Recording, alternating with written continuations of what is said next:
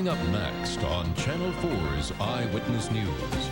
What a day and what a game. Saints fans get loud and excited for playoffs under the dome. We're live with reaction. New Orleans activates its freeze plan for the next 5 days. And an early morning fire leaves 4 families homeless.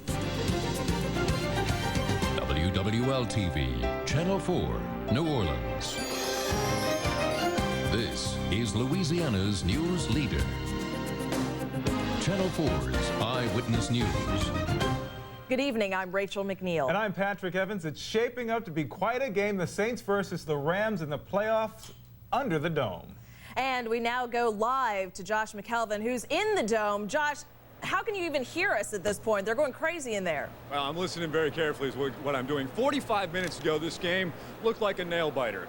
And then it turned in like, it looked like it was going to be a blowout for a few minutes. The Rams just scored, make it interesting to score right now with just about 4 minutes to go in the game. Saints 31, Rams 20. If the score holds up, this will be the first victory ever in the history of the Saints organization, and what a victory it would mean. Earlier today, we saw some fans coming in here, and a playoff victory obviously would mean a lot to the players. It would mean a lot to the city. It would mean a great deal to the organization. But who it would probably mean the most to are the people that you see right now, the fans. They've been known as the doormats of the NFL for a long time. They've been called the darlings of the downtrodden. And you couldn't blame them coming into this game today if they would play it a little bit close to the vest. Here's some of their comments. I'm real grateful. First time in a long time make the playoffs. The team turning around. We got it going on. This just the start. I was happy at 8-8, you know, but now we're 10-6, and whatever happens today, I'm happy. And it's the start of a new era of Saints football. It's tremendous. It's tremendous. And I keep saying to myself, you know, no matter what happens, I'm going to take what the outcome is and realize what a great season we had. Now, obviously, right now, the fans are just ready to erupt inside the Superdome. They've been doing it all day, every time the Saints score, every time the Rams make a mistake. It's just shaping up to be a fantastic day for the city of New Orleans. Now, as I said, right now, the score is 31-20, just a few minutes left in the fourth quarter. Looks like we're going to have a Saints victory on our hands. But to give you the complete wrap-up coming up at 6:30, 4th down on 4, Mike Haas will be right here with a live show from the Superdome, hopefully talking about one of the biggest, if not the biggest, victory in the history of the Saints organization. Now reporting live in the Superdome, I'm Josh McKelvin. Guys, back to you. All right, thanks, Josh. I know we've been waiting a long time for this. A lot of people have. Football fans celebrating today's win. Fingers crossed, under the dome. We'll have to brave some very cold temperatures when they come out of the dome. A moderate freeze warning is in effect for the New Orleans metro area, and David Bernard is filling in for Brad Panovich tonight, and he joins us now with a first look at the freeze. What do you think the chance would be of the Saints winning their first playoff game, and it's snowing New Year's Day? Hey, all that could happen. Let's just wait and see. Now, first we got to get through tonight, and we're going to start by looking at some current temperatures. And look at this. It's already below freezing in southwest Mississippi, upper 30s on the North Shore, lower 40s south of the lake. The good news is the wind is settling down, so the wind chills are mainly 20s and 30s now. But here's the forecast lows for tonight on the North Shore, 19 to 22. So we have full freeze precautions north of the lake, and really for south of the lake too. 27 at Audubon Park, but it'll be in the mid-20s away from the lake and coast, like at Thibodeau and Homa. I'm forecasting 25. And you need to prepare for moderate to hard freezes just about every night through Wednesday morning as this cold snap continues. And as I mentioned, a weak storm coming this way tomorrow night could even bring snow to parts of South Louisiana, albeit light. More on that in a few minutes. Rachel, Patrick. All right, thanks a lot, David. We'll see you later on. Now, the city of New Orleans has activated its freeze plan for the next 5 nights. This means local emergency shelters will be open and able to house the homeless. All homeless citizens are being urged to take shelter at the New Orleans Mission at 1130 Oretha Castle Haley Boulevard. People under the influence of drugs and alcohol will be welcome at the Bridge House shelter at 1160 Camp Street. In other news now, an early morning fire kills a 26-year-old man in Araby. The 2-alarm blaze broke out inside of a home at 1513 Center Street. The exact cause of the fire is being investigated right now, but preliminary reports indicate it started out on a bedroom mattress, maybe by a lit cigarette. No one else was inside the house at the time of the fire. The victim's name right now has not been released. For 4 New Orleans families, starting over in the new year has taken on a whole other meaning. An early morning fire ripped through 2 doubles, leaving the families homeless, unable to save anything. It happened in the 1500 block of Painters at around 4:30 this morning, and still the victims are now trying to come to the realization that everything they owned is now gone. Nothing is left. Nothing. Everything is gone. Peering through eyes brimmed with tears, Cheryl Johnson picks through years of memories, trying to salvage one scrap and finding nothing. When I first pulled up there, I seen it, and I knew that it wasn't going to be salvageable. I knew it. Jonathan Graves says either a furnace or a short circuit may have started the fire in his back bedroom. It's still under investigation. Luckily, his girlfriend, Tondalaya Peters, and their 3 children weren't home, but their puppy and all their possessions went up in smoke. My children just spent Christmas getting everything that they got and lost all that. Clothes, shoes, coats, everything. So I'm gone. No one inside the doubles was hurt in the fire, but Cheryl Johnson says that's thanks to a man she calls her guardian angel. I was in a bed here sleeping, and the man came from across the street from the store and knocked on the door, kicked the door and said, "Fire, fire, get everybody out." Values you never dreamed possible. So this year, make sure you get the gift you really want. Hurry into Lexus of New Orleans today. For decades, faithful fans have held hope. Now a playoff berth puts their dream in reach. Could this be the year the Saints make history? The answer will come Saturday when the Saints battle for their first playoff victory. I'm Mike Hoss. As this pivotal game ends, we'll take you down on the field and into the locker room for live, comprehensive post-game analysis. Join us for this special playoff edition of 4th Down. Tonight on Channel 4.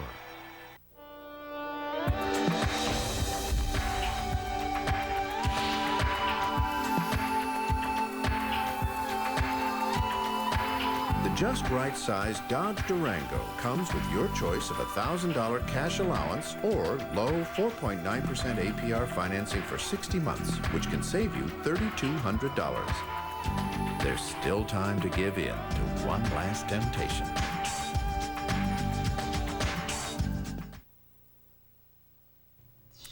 There are a couple of advisories for drivers this holiday weekend. First, tonight, the police in Hammond will be conducting a sobriety checkpoint. The exact location will not be released until just before the roadblock is set up. However, we do know that the stop will be conducted between 10 p.m. and 3 a.m. on the western side of town.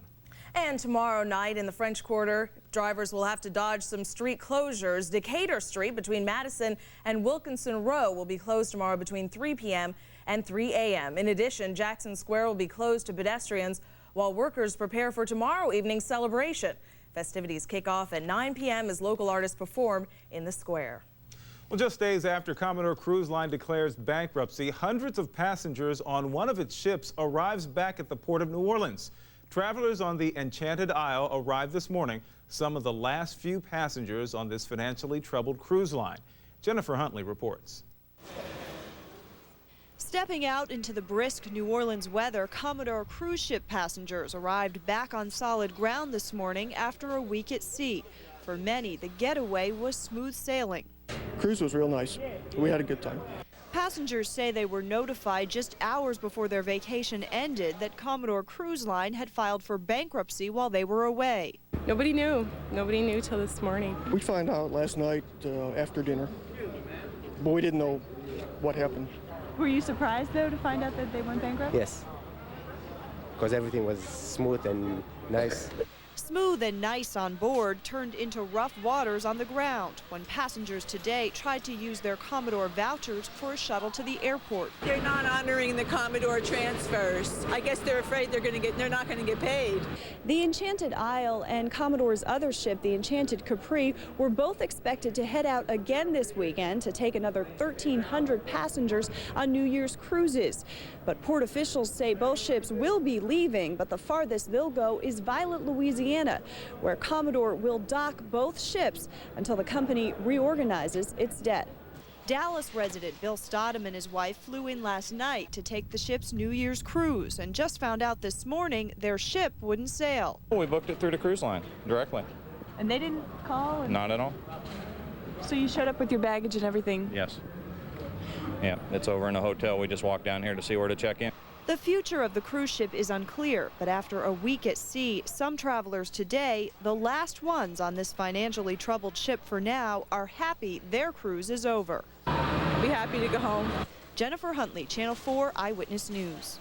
Now, port officials say a judge is expected to decide Wednesday whether to accept the cruise line's bankruptcy claim. If that happens, the company can begin to reorganize its assets. And just ahead, will the Saints be moving on to the next round of the playoffs? Plus, Jim Mora and the Colts get a little too much of a former Saint. Jim Baskell explains next in sports.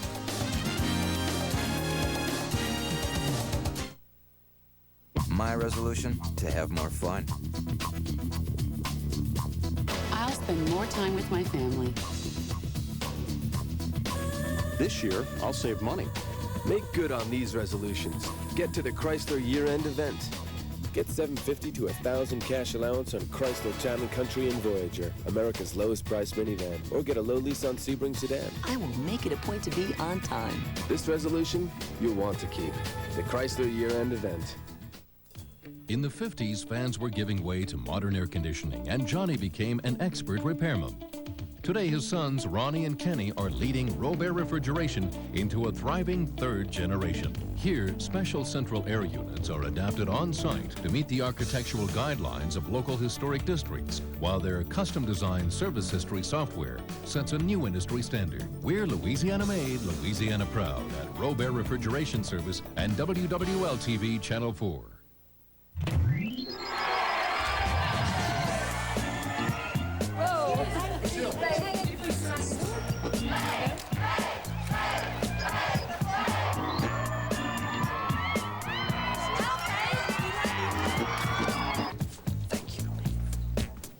Checking in. Yes, please.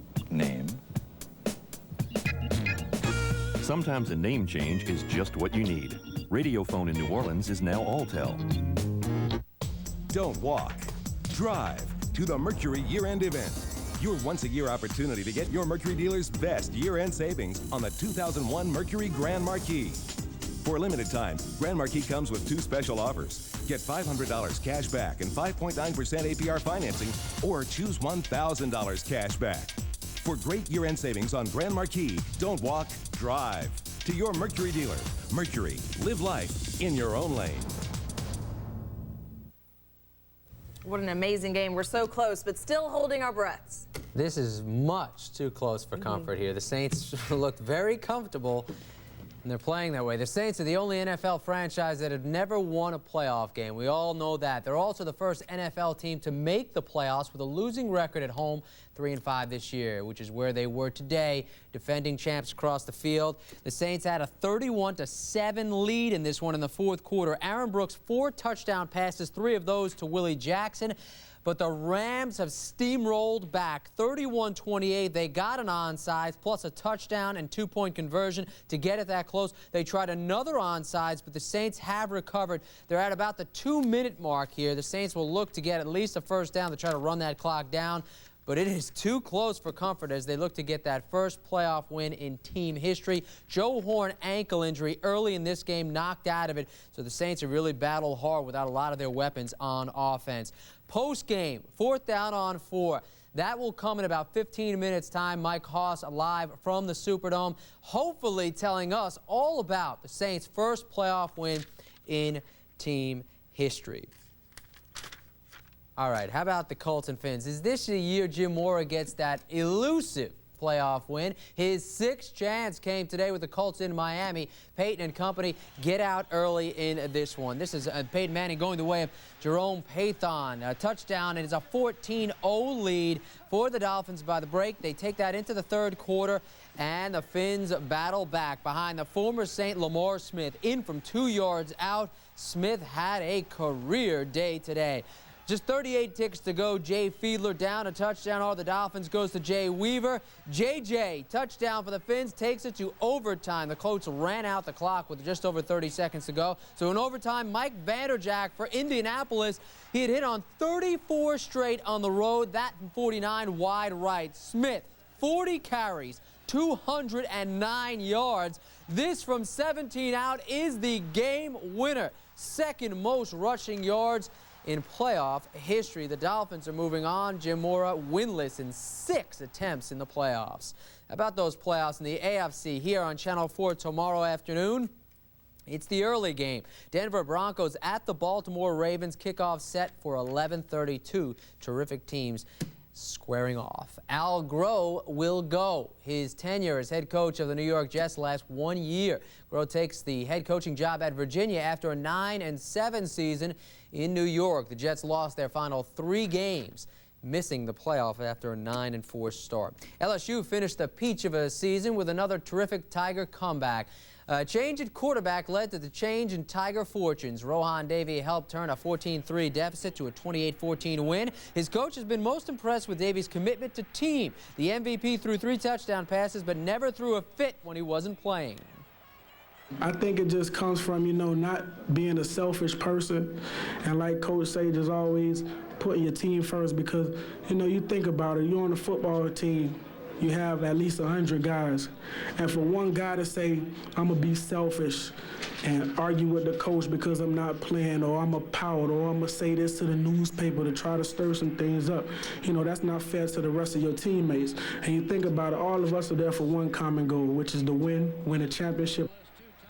They won last night back of Davey, who was terrific in that second half. We'll have more on him coming up at 10 o'clock as well. College basketball, LSU women all over North Texas, and the UNO women are also winners, I should say. Spit it out, Jim, over Louisiana Lafayette. And we're hoping the Saints are winners, too. They're up 3 late in the game, looking to hold off the defending champs. It's a tough task, to say the least, but they're doing terrifically thus far. All right. Thanks a lot, Jim. Cold. That's an understatement of what we're going to feel like tonight. It's more like freezing. David will have the latest on tonight's hard freeze. Plus, snow is falling tonight in New York. Will the blizzard affect tomorrow's New Year's celebration? We'll let you know next.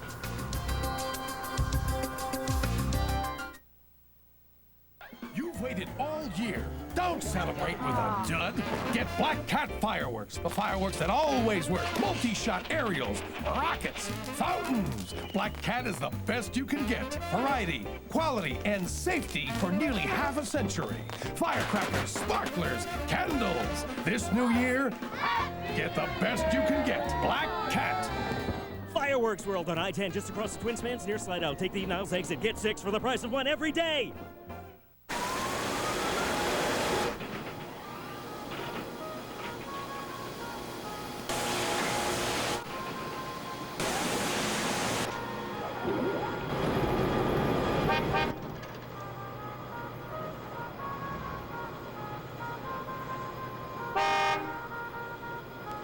Time to buy a Montero Sport. 0 down, 0 interest, and 0 payments for an entire year. Hurry. The 000 event ends for good January 2nd. I'm Sheriff Charles Fody. Please don't drink and drive. If you need a ride home New Year's Eve, please call us at 821-4778.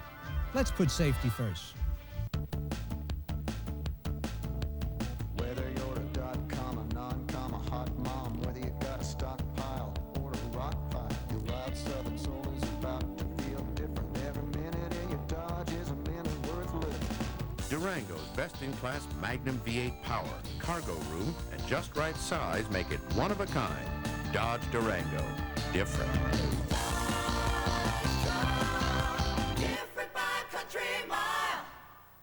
Learn about hundreds of local job openings with the Louisiana Job Line. Just call 1-888-807-4445 or link to us at WWLTV.com. The Louisiana Job Line, a free community service from Channel 4.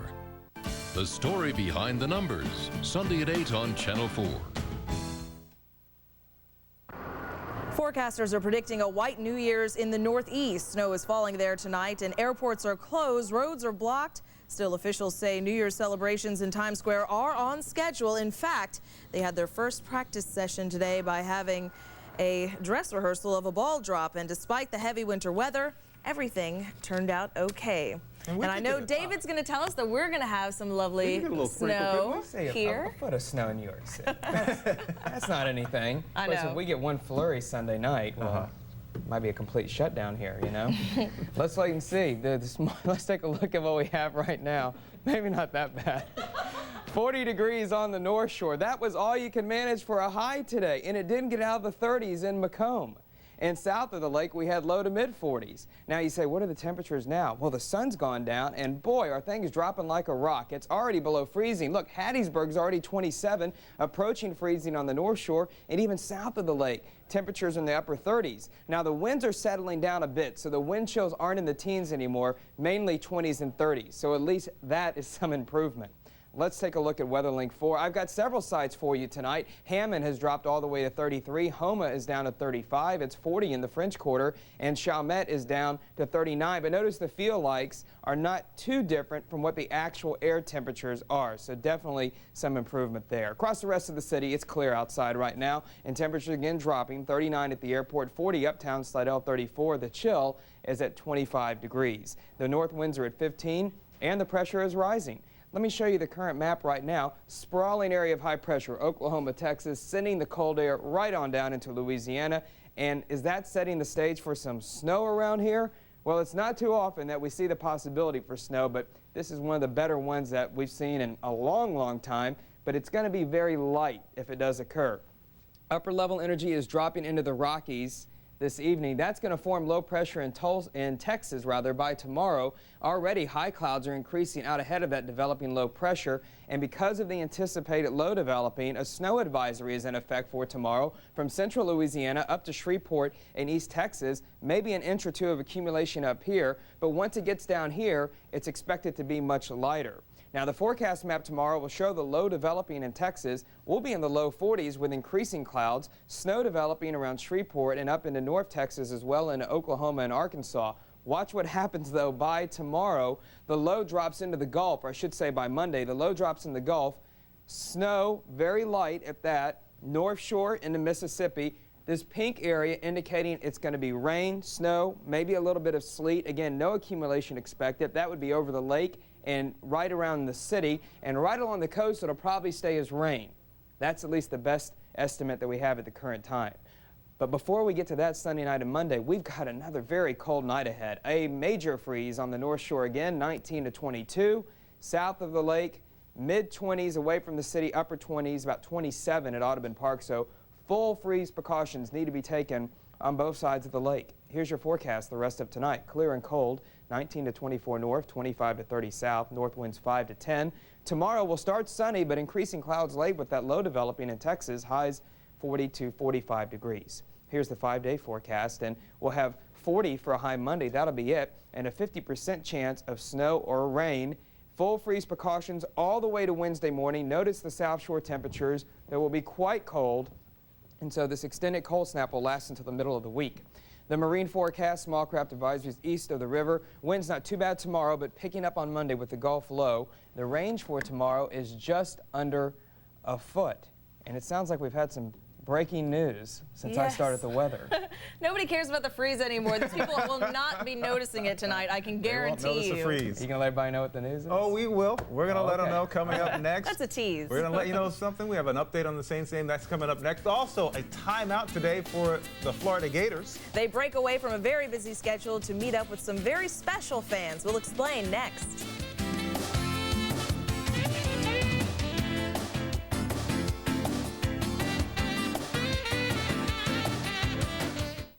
This live WeatherLink 4 update has been sponsored by Actel Communications, the business phone company. We love to see you smile. At McDonald's, you can celebrate a different way every single day. Because we're serving up all kinds of surprising tastes that are fast becoming crowd favorites. You're gonna love our manager special. The McRib Jr. sandwich is only 99 cents. Juicy pork smothered in barbecue sauce with pickles and onions, all for 99 cents. We love to see you smile. With our manager special, the McRib Jr. is yours for just 99 cents. Hi, I'm Archie Manning. If you're like me, you've got old golf clubs, golf shirts, and hats lying around your house. Now the Classic Foundation is collecting used golf gear and donating it to NORD and the Jefferson Parish Recreation Department to help build kids' character. Simply bring in your golf gear to the Classic Foundation at 110 Veterans Boulevard or call 831-GOLF. It's a great program that will help a lot of great kids. Please drop off your old golf clothes and equipment today. Here's a nice little number we've been working on.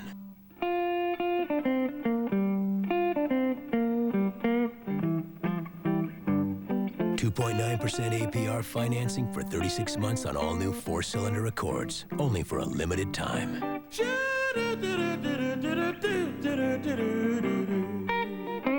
Now that should be real music to your ears. Oh, yeah. Closed captioning of this newscast is underwritten as a public service by the Treasure Chest Casino. You know the old Cajun joke about Hades freezing over? Well, it may have.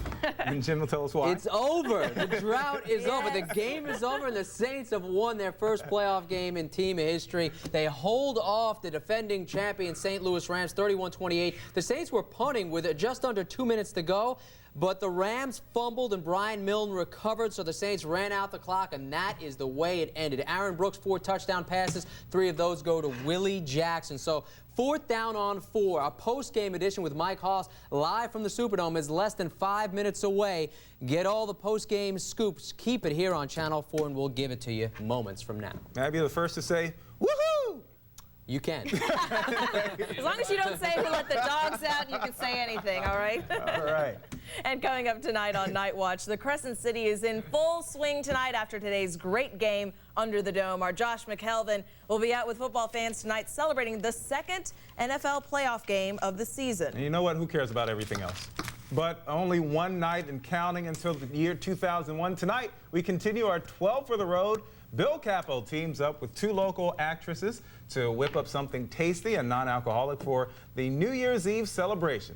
Plus, the New Orleans metro area is preparing for a moderate freeze tonight. David Bernard will bring us the very latest tonight on Night Watch. There is another game happening real soon, and we'll be telling you about that. Tulane Hospital for Children was the stomping ground today for the Florida Gators. That's right. They took a break from football to visit some of the sick children and their families. The players signed autographs and put smiles on a lot of small faces. The University of Florida Gators are in town to play the Miami Hurricanes at the Nokia Sugar Bowl on Tuesday. And it's kind of hard to remember that the Sugar Bowl is even coming up because everybody's been so concentrated on the Saints game. They sure have. That's our news. Thanks for watching. And we'll see you again on Night Watch.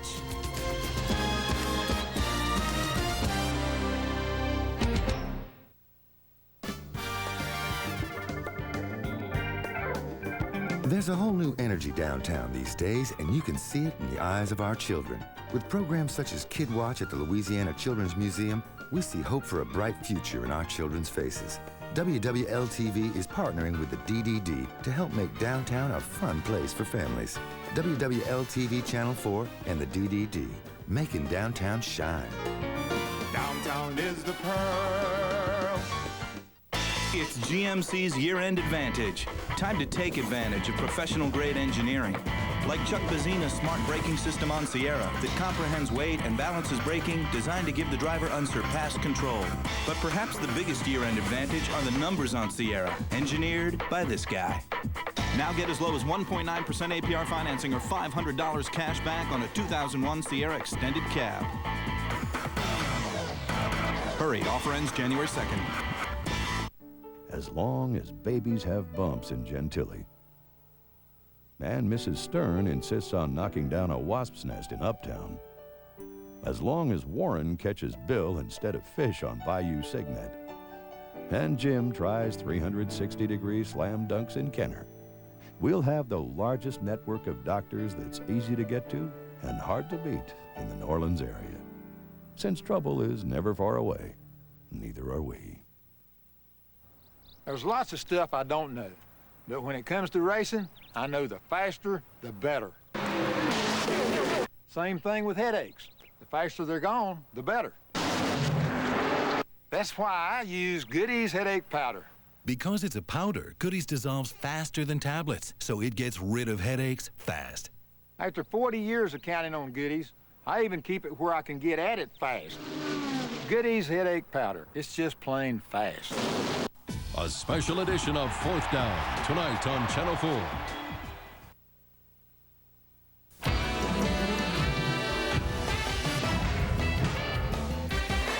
Tonight on a special playoff edition of 4th Down on 4, the Saints keep their Super Bowl dreams alive with a win over the Rams.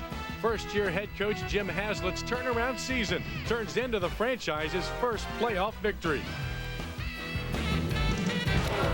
From WWL-TV Channel 4, this is 4th Down on 4.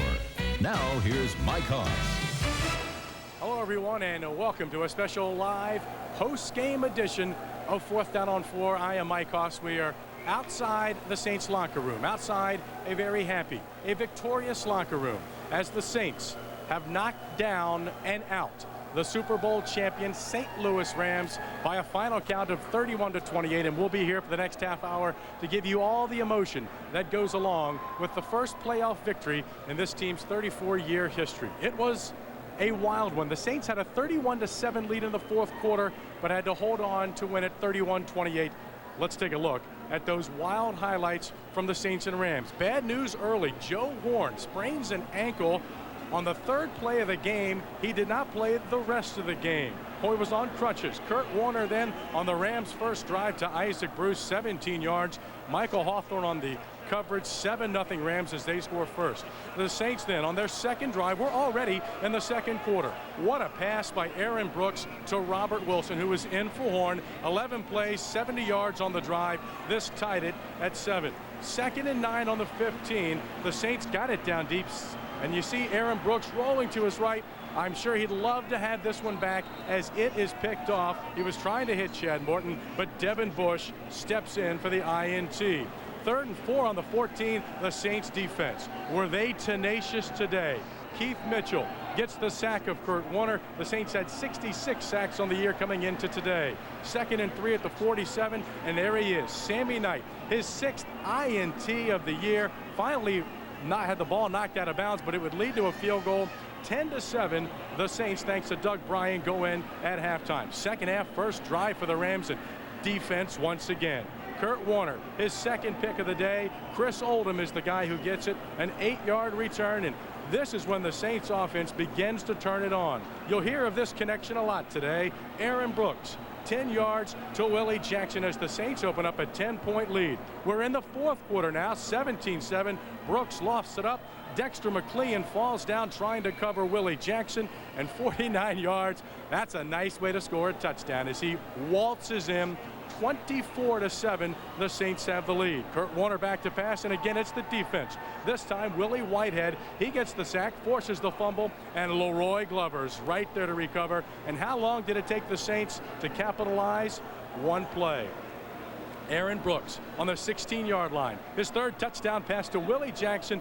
31-7, under 12 minutes to play. The Saints on top, and the party had already begun, but Jim Haslett said, hold on, because this Ram team just will not go away. 31-13. You see the Warner, they had him down deep, but this time Sami Knight comes through with his second interception. The Saints looked like they had fielded off the big storm, but the storm was still to come. Kurt Warner, 31-20. He keeps it. He scores, plus the two-point conversion, and unbelievably, it was 31-28. The Saints were forced to punt. They needed a break, and they got one. It comes to Oz Hakeem.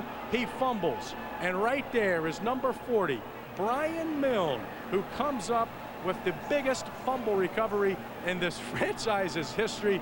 And what a way to end it as Tom Benson waits patiently as he's waited for 34 years. Of course, he hasn't been the owner for all 34, but 1987, they made their first playoff appearance, but they've lost 4 straight. Not anymore. The Saints get that very elusive first playoff win, 31-28. And now as the Rams go home, the Saints move on.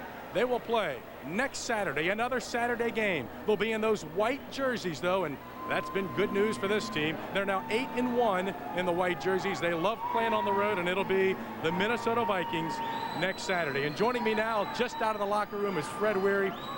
What do you say about that win, Fred? That was huge. Oh, man, it was a huge win for us. Our first playoff win in the franchise history, and it was great. It was a great game the whole 60 minutes.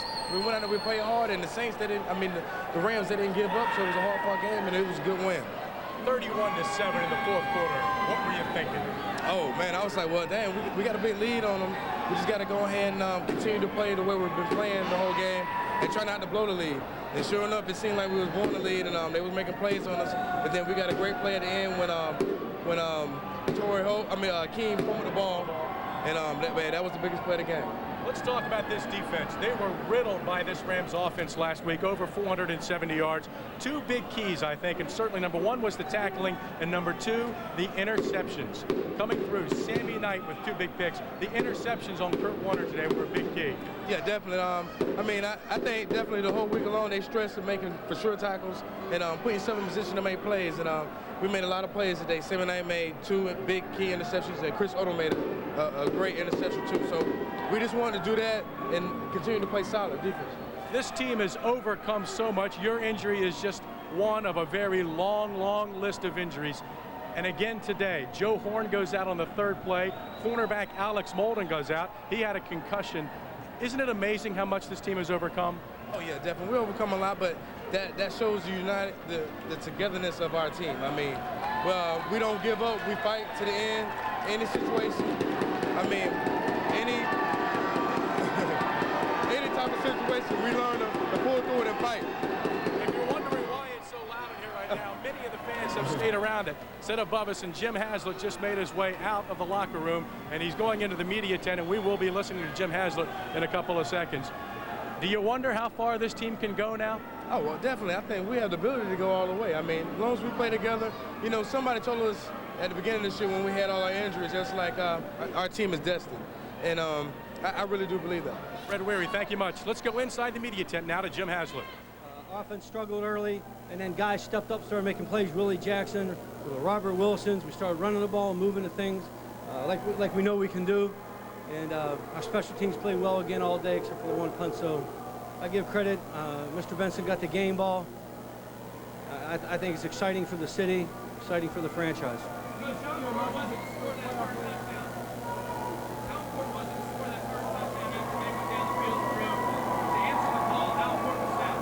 Well, first of all, you know, we lost our best receiver, and then guys stepped up like Willie Jackson, Robert Wilson, Jake. We were down to 3 receivers. We didn't carry Keith into the game, so we went right down the field, and Robert made a nice catch, and you know, Willie made some great catches, and I thought it was a key to counter to what they're doing.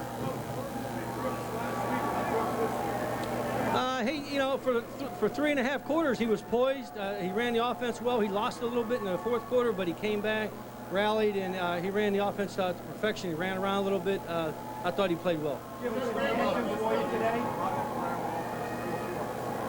Well, the defense mindset all week was to stop Marshall. That was the #1 thing. And then Isaac really hasn't hurt us all year. And, you know, we just wanted to make sure that if they came across the middle, we were going to hit them. And our defensive backs played extremely well. You know, we struggled. They scored twice quick, 4 plays and 4 plays. But I say for the most part, we played pretty good football. Jim, what did Nam do for you today? Norman, we kept Norman in a lot on what we conceived as running situations, and even on some on 3rd down, Norman played a lot. So he clogged up the middle on the run. The first play of the game, he should have made the play, and after that, I thought he played great football. Jim, what's going through your mind the last 3 minutes? The last 3 minutes of the game? Holy shit, how did we get to there? I was a Raven maniac. So, I mean, everything that could conceivably go wrong. Onside kicks, too. We didn't play well on defense. We weren't covering. We weren't converting on 3rd down on offense. And then we got back, you know, and then we made a nice play at the end. So we can't let that, you know, a good football team won't let that get away from us when you're up that much. And we got to make sure we address that. All right, we are back. And as you can see and you can hear, a very fired up, a very emotional Jim Haslett. And certainly he deserves to be so, taking this team into the playoffs at 10-6 and now on to the Minnesota Vikings. And we're joined now by Jeff Blake, the quarterback. Jeff, you were up in the box during the game helping with the play calling? Well, actually, I wasn't helping with the play calling, but just up there having an opportunity to see what's going on, helping with coverages and see what's going on by the defense. And the guys played a great game today, and I'm very proud of them. You were in the locker room afterwards. Give me Yes. an indication of the emotion of this football team and the emotion of Jim Haslett.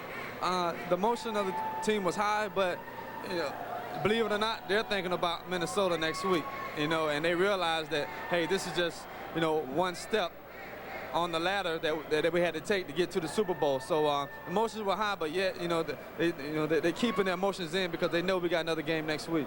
Your leading receiver, Joe Horn, goes out on the 3rd play of the game. Somebody has to step up. Robert Wilson certainly did that with the first touchdown, and what a day for Willie Jackson. Oh yes, Willie had a great day. I mean, every person that has went down this year, the next guy who's came in and stepped up and done a great job behind them, and that's all you can ask for out of your football team as a coach and as an organization. Talk about Aaron Brooks. Does he surprise you even still with his composure? No, he doesn't. And I kind of saw it in him from day one. And he never gets rattled. He just stands back there and he just delivers the ball. Guys make great catches, and he's been throwing some touchdowns, and that's great. And hope he continues to throw many more so we can win the Super Bowl. Sit tight. We'll come back as our live fourth down edition of Fourth Down on 4, a special post-game edition. The Saints, their first playoff victory, 31-28 over the St. Louis Rams. Stay with us. We've got much more to come.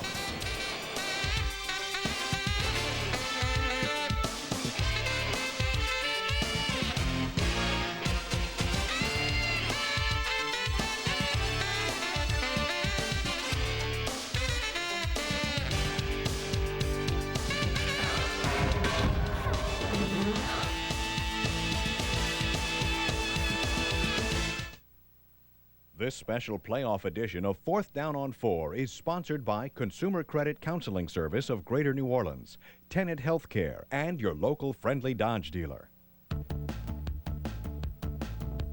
Whether you're a dot-com, a non-com, a hot mom, whether you got a stockpile or a rock pile, your wild southern soul is about to feel different. Every minute in your Dodge is a minute worth living. Durango's best-in-class Magnum V8 power, cargo room, and just right size make it one of a kind. Dodge Durango. Different. Different by country mile. As long as babies have bumps in Gentilly. And Mrs. Stern insists on knocking down a wasp's nest in Uptown. As long as Warren catches Bill instead of fish on Bayou Signet. And Jim tries 360-degree slam dunks in Kenner.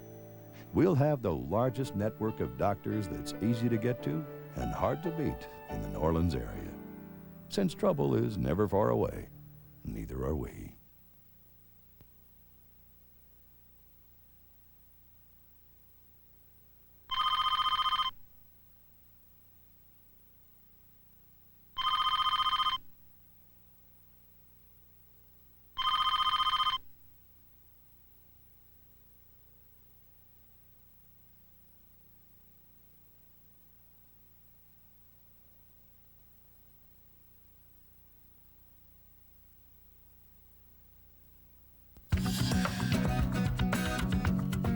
If you've been waiting for a fine luxury automobile, here's your opening.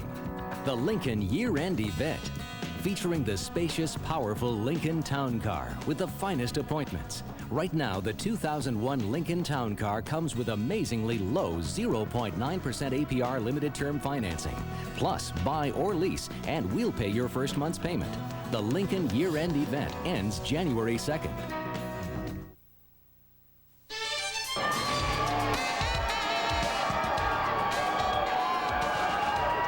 Hello, everyone, and welcome back to our special post-game edition of Fourth Down on 4. The Saints moving on to play the Minnesota Vikings, 31-28 winners over the St. Louis Rams. And to my left is probably one of the happiest gentlemen in this city right now. What a turnaround.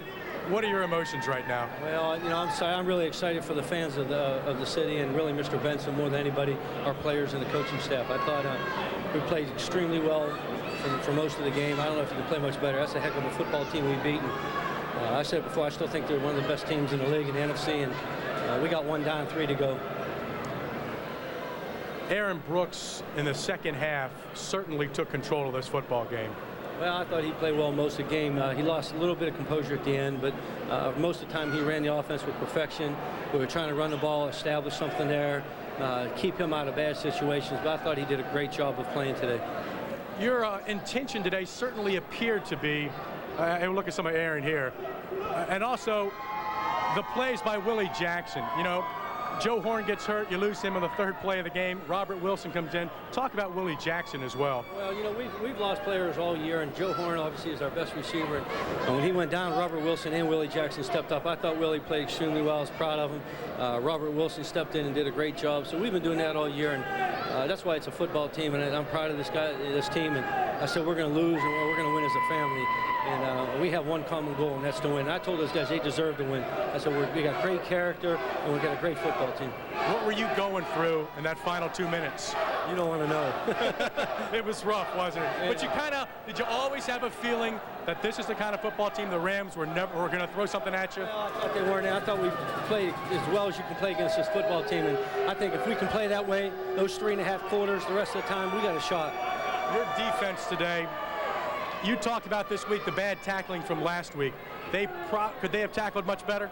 No, they committed this week to stopping the run and taking care of Marshall, and they were technique sound. I thought the coaches did a great job of coaching all the stuff that they ran last week and what they did to us.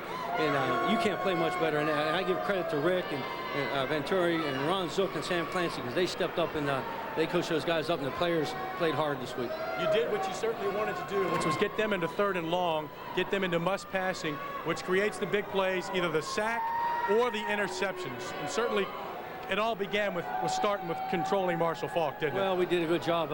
Norman Ham played well today. He played a lot more on 3rd down, and we had some guys that just stepped up and played. And that's the makeup of our football team. When it's called upon, Sami Knight gets 2 interceptions. Guys are making plays. I got to go. You got to hurry up. You got to go? I got to go see these guys. All right. Hold on. All right. Jim Haslett, thank you very much. Hey, great win. Thanks. Great win. Thank you. Let him walk on. All right, Jim Haslett. He's a happy guy. He wants to go be with his team, and certainly he's deserving of that. And I can tell you right now what he's doing. He just picked up his young son, giving him a big hug and a kiss. There is Beth Haslett. She's waiting in the wings as well. Boy, certainly not a more deserving person than Jim Haslett and Beth Haslett, who have sacrificed a great deal. He is one hard-working young man. And, to come here in his first season and turn this franchise around and give it its first playoff win, certainly a special, special night. And rightfully so, he wants to go enjoy it with his family and his team. We've still got more to come, however. A live special post-game edition of 4th Down on 4 as the celebration continues tonight, and it will likely go well into 2001. The Vikings are next up. Tom Benson gets his first playoff win, 31-28. Stay with us. More to come.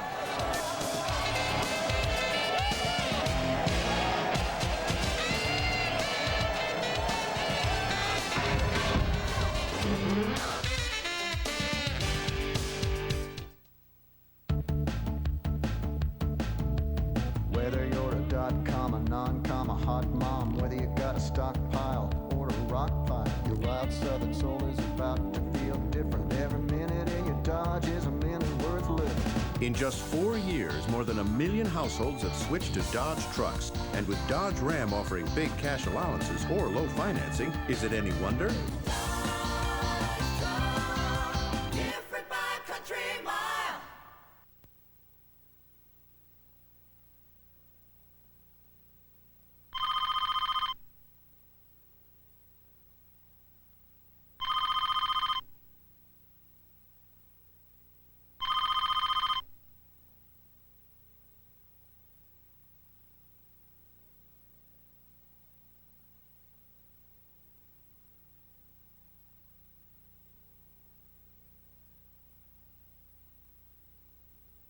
As long as babies have bumps in Gentilly. And Mrs. Stern insists on knocking down a wasp's nest in Uptown.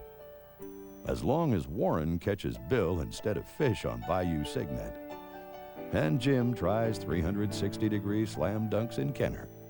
We'll have the largest network of doctors that's easy to get to and hard to beat in the New Orleans area. Since trouble is never far away, neither are we.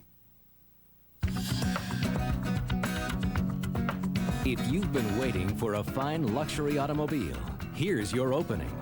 The Lincoln Year-End Event, featuring the spacious, powerful Lincoln Town Car with the finest appointments. Right now, the 2001 Lincoln Town Car comes with amazingly low 0.9% APR limited term financing. Plus, buy or lease, and we'll pay your first month's payment. The Lincoln Year-End Event ends January 2nd.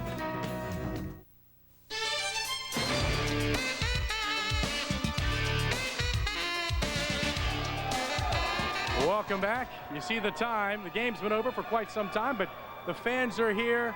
They simply don't want to leave. They'd like to celebrate this victory as long as they possibly can. The Saints led 31-7 in the fourth quarter, and the party began. A little premature, but the Saints hold on to win it 31-28 over the St. Louis Rams to get that first and very elusive playoff victory. And I mean elusive because the guy to my left now is offensive tackle Willie Rope, a 7-time Pro Bowler. And Willie, when you came here as the first-round draft pick in 1993, you've waited for this moment. Tell me how it feels. Oh, man, it feels great. It feels great, you know, for the fans, for everybody. As hard as we've been working this year, and as hard as, you know, me and Joe and Mark feel so much worked over the years, it just makes it special to be against the Super Bowl champs and Haslett and Mueller's first year. You couldn't ask for a better scenario than today. Yet they made you work for it, didn't they? They made you wait a long time. They made us wait a long time, and when they did that, when they got that onside kick, I was like, man, these guys, you know, they never quit, and they kept fighting. And I think last week that game probably took a lot out of them, but they came back and fought hard today. It certainly appeared, and you can tell me if I'm right or wrong, your game plan, at least on first and second down, was to run right up the middle at these guys, and really not with a great deal of success, but you stayed with it. We stayed with it, and when you do that, you wear the defense down. So as long as we kept doing that and running the ball, we wore the defense down, and we capitalized on the passing game late in the game. But they, like I said, they played hard. Willie, just sit tight for a couple of minutes. We want to go inside the media tent now. Sami Knight is addressing the media after 2 big interceptions. It was just a bobbled catch, I think. You know what I mean? It was a tough way for Hakeem. You know, he's a great player. You know, he's been making great plays from all year. You saw the punt return they had that he made to get him back in the game, and you know, it's unfortunate for that to happen.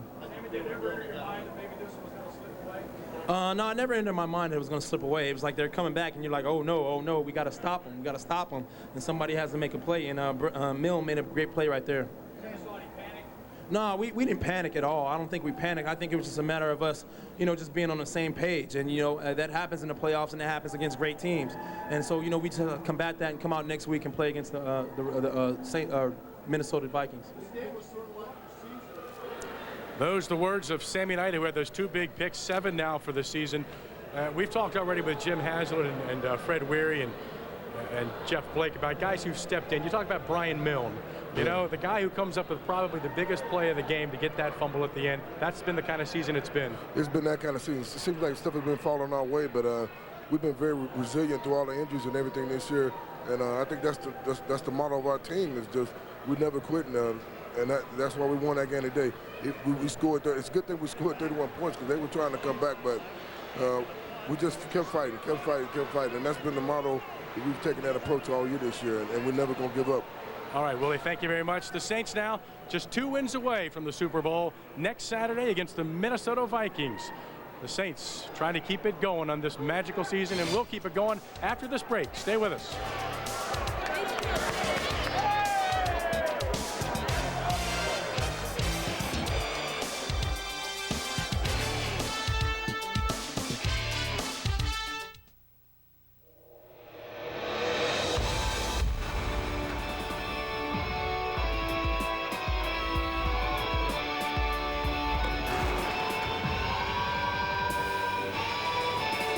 Now get a $1,000 cash allowance on Dodge Dakota.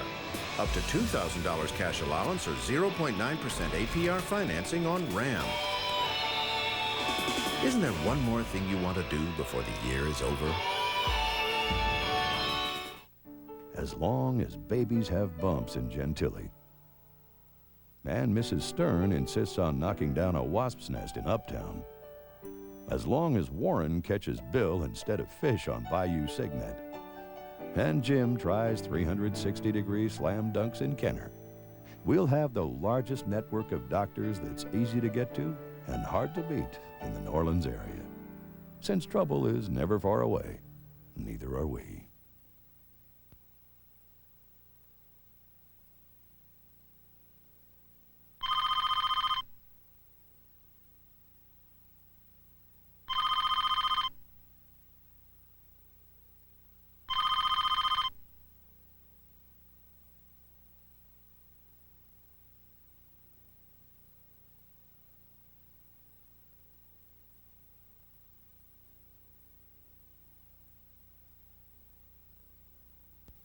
Don't walk.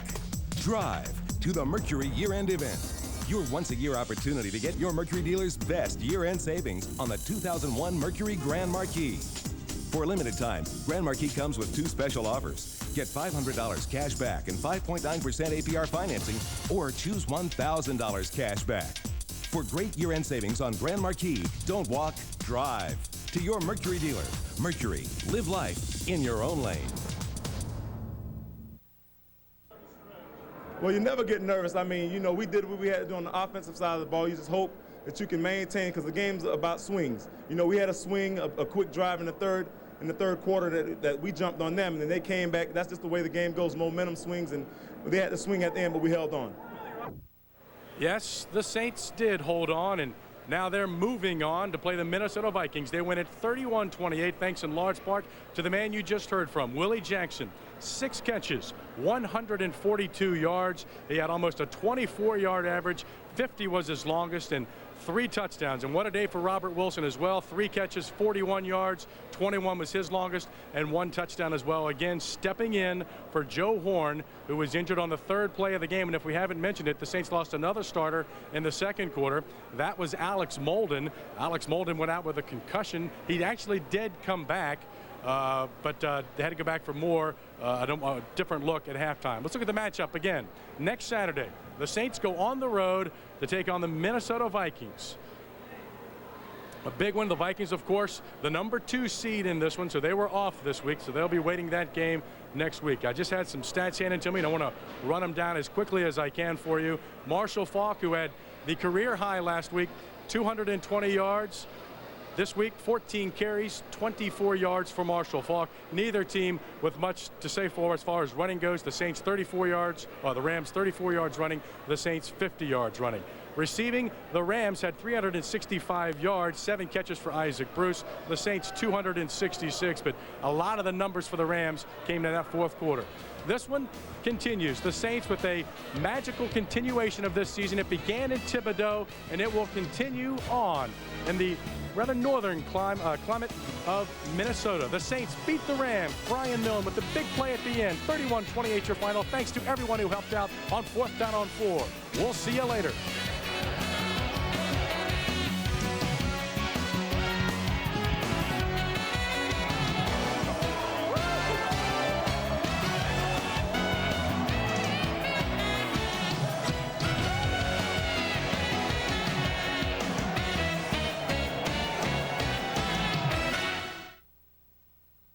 This special playoff edition of 4th Down on 4 is sponsored by Consumer Credit Counseling Service of Greater New Orleans, Tenet Healthcare, and your local friendly Dodge dealer. Saints fans have waited 34 years for this day, from the days of the Aints and brown bags. And the New Orleans Saints, at the age of 34, will finally win the first postseason game in this team's history. Now the new Saints have shown the country they've got the stuff of champions. It's 9 o'clock. Fox 8 News starts now. WVUE-TV New Orleans. This is Fox 8 News. Talk about the one that almost got away. The Saints showdown against the Rams goes from a near blowout to a real nail-biter. But in the end, the boys in black and gold came out on top to win their first playoff game in league history. The new Saints are on the way to Minnesota to try and make it playoff win number 2 against the Vikings. We have Fox 8 team coverage of the Saints' incredible victory today. Andrew Lucas live at Ditka's restaurant, where Saints fans are already talking Super Bowl. But first, let's go to Adam Norris on the Sports Sunday set for game highlights. Adam. Karen, prior to the season, one national sports publication selected the Saints to be the worst team in football this year. Jim Haslett says he kept all those predictions, and they fuel his desire. Today, Haslett's 10-6 Saints taking on the world champion Rams in the playoffs. We head to the Superdome for the pictures, and this one got feisty early on. Jim Haslett trying to make history along with the rest of his bunch. In the first, Kurt Warner, the Rams' first drive, finds Isaac Bruce 17 yards. Rams on top 7-0. In the second, Aaron Brooks bringing back the Saints. He finds Robert Wilson. Great ball. Wilson snares it. We're all knotted at 7. Saints up 10-7 at the half. In the third, the Willie Jackson Show, starring Willie Jackson. From Aaron Brooks, 17-7 Saints to the fourth. Original score written by Willie Jackson. He finds the end zone. The Saints on top 31-7. Things looking great for the Crescent City, but the Rams come all the way back. They're down 3. The Saints punt the ball away, less than 2 minutes to go, but Oz Hakeem fumbles the ball. Brian Milne recovers it. That seals the deal. 31-28, the final score in this one. The Saints' first playoff win. Aaron Brooks, 16 for 29, 266 yards. Again, the first playoff victory in franchise history. It feels good. You know, we're not satisfied. You know, we're in this thing to win the Super Bowl, and next stop is Minnesota. You know, I'm happy for Mr. Benson. I'm happy for the organization. I'm happy for the fans. We opened it up a little bit more, and you know, we had some people that came through for us. We made some big plays, and sometimes you have to do those things when you have 8, 9 people in the box, and they just keep forcing you to throw the ball. You know, daring you to throw the ball. We dare you to throw the ball.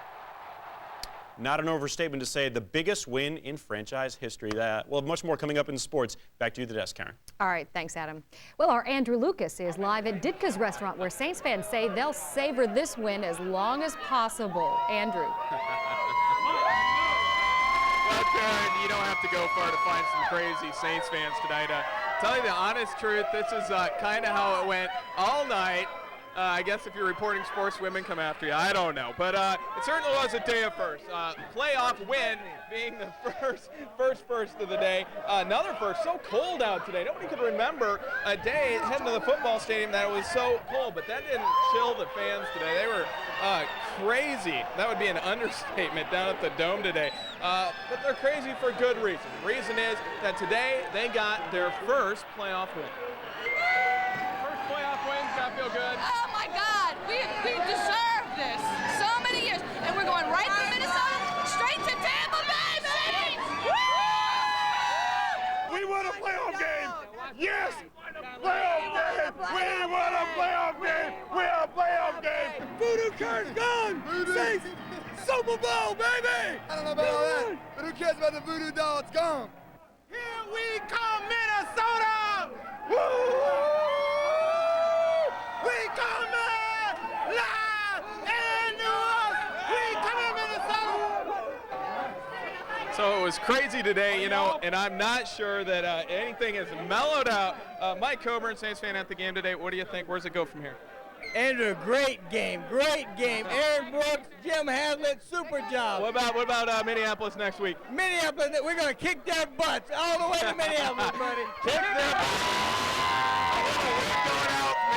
Next weekend. Andrew Lucas, Fox 8 News. All right, Andrew, watch out for the long arm of those Saints fans. Well, to get an idea of how big of a deal this win is for the Saints, just look at the team's playoff history. The Saints made it to the playoffs for the first time back in 1988. Yeah, way back in '88. They were crushed by the Vikings 44-10 in the Dome. Well, they gave it a go again in '91, but lost to the Bears in Chicago 16-6. Their playoff appearance the next season ended in a loss to the Falcons 27-20 at home. And the last time they made the playoffs was in 1993 when the Eagles rallied for a fourth-quarter comeback to win it 36-20. Of course, you can catch more highlights from the Saints' history-making win in the Dome later in sports. Well, if you think the Saints winning a playoff game is a shocker, check this out. Things are lining up just right to possibly... He does, I'm married. I got on my lucky bag. Who let the dogs out? They're wearing every game. They got season tickets, and they always win when they're wearing lucky bags. Vaqueros Restaurant. We will flex. Saints on the house, even though the noise is loud. Who that say they gonna beat them Saints? Who that? Who that? Who that say they gonna beat them Saints? Who that? Who that? Well, for a city that loves to party, today's Saints win is a dream come true. As Michelle Tapper reports, the enthusiasm of Saints fans couldn't get any better. It seems every fan and their dog was out to support the Saints today. Call the dogs! Call the dogs! They got The city showing its true colors. He is definitely dressed in black and gold. Super Saint and Captain Fleur-de-Lis. That's us, all the way. We're the Saint superheroes. And for a city that loves to party and dress up, today was the perfect occasion. This is the hardest symbol in the NFL to paint. with fans desperate for revenge on the Rams. So all you fans who got discouraged when we lost last week at home, come on back this weekend and let's rock the freaking dome. It's been 8 years since the Saints were in a playoff game, and for many fans, Jim Haslett has been divine intervention. Oh, I love the Saints. I love the Swamp Dogs. I love Jim Haslett. I think he ought to be the NFL Coach of the Year. I made every game since 1967. Every game. Not a game. Because we won't end this season until we get to Tampa Bay. And neither are the fans who'll try anything to get ahead, even a little voodoo. The little gold and black beads were greed on the way over here. And look, they got them all on their necks. We had 11 of us in a motorhome. We left St. Louis yesterday at noon, got down there about midnight last night. They have no idea what's going to happen, but Saints are going to win. We just come down to see all you guys in New Orleans, and we came down to watch the Rams win. Go Rams! Local businesses were cashing in on the crowds either way. $5, $5, $5!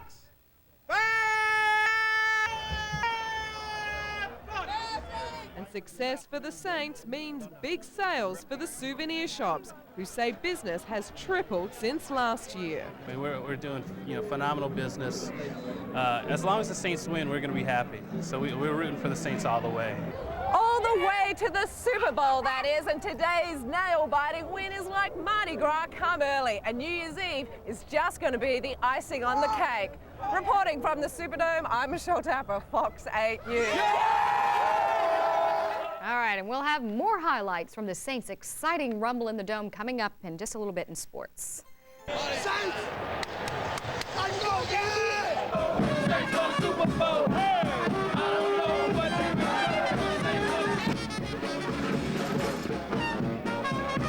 And with more on today's magical playoff victory against the Rams. Nice belated Christmas present, wasn't it, today for there was Saints something fans? going on at the Dome, Kat. Yeah. I'm not quite sure what that was. This is one of those games you save your ticket stub because you don't know when this is going to happen again. Incredible. In a season filled with history-making and record-setting performances, what could be more fitting than the franchise's first playoff victory? Fitting, maybe, but certainly not easy. The Saints facing the Super Bowl champion Rams for the third time this season. Jim Haslett with a chance to do what no other New Orleans head coach has ever done. We'll pick things up in the second. Saints trail 7-0. Aaron Brooks to Robert Wilson. Finds a gap in the back of the end zone. 12 yards. We're tied at 7. Saints on top 10-7 at the half. To the third, Aaron Brooks working some magic. Finds Willie Jackson on the seam route. 10 yards, 17-7 New Orleans. To the fourth, Brooks. Jackson beats his man. The defender falls down, and Willie, coach is going to want to get you in the end zone, and he just sachets in there. 24-7 Saints, and they're not done yet. Brooks, another high-speed connection to Jackson. His third TD catch of the game that ties a playoff record. 31-7. To the fourth, Kurt Warner working the comeback. He finds Marshall Faulk, and check out these moves. The former Carver High star weaves his way into the end zone, and the comeback is on. 31-20. Then it's Kurt Warner looking, rolling out. 2:40 to go in the game. He sprints into the end zone. The two-point conversion is good. The Saints lead 31-28. The Saints forced to kick the ball away. The Rams get another crack, but Oz Hakeem fumbles the ball. Brian Milne on the spot. He recovers it. Ball game. 31-28. The Saints pull off the upset. Aaron Brooks passes for 266 yards, 4 touchdowns. Willie Jackson, his favorite target. Sami Knight with a pair of huge interceptions and a gutsy performance for the franchise's first playoff victory. It wasn't nothing I had to tell myself. It was, it just a matter of going out and do it.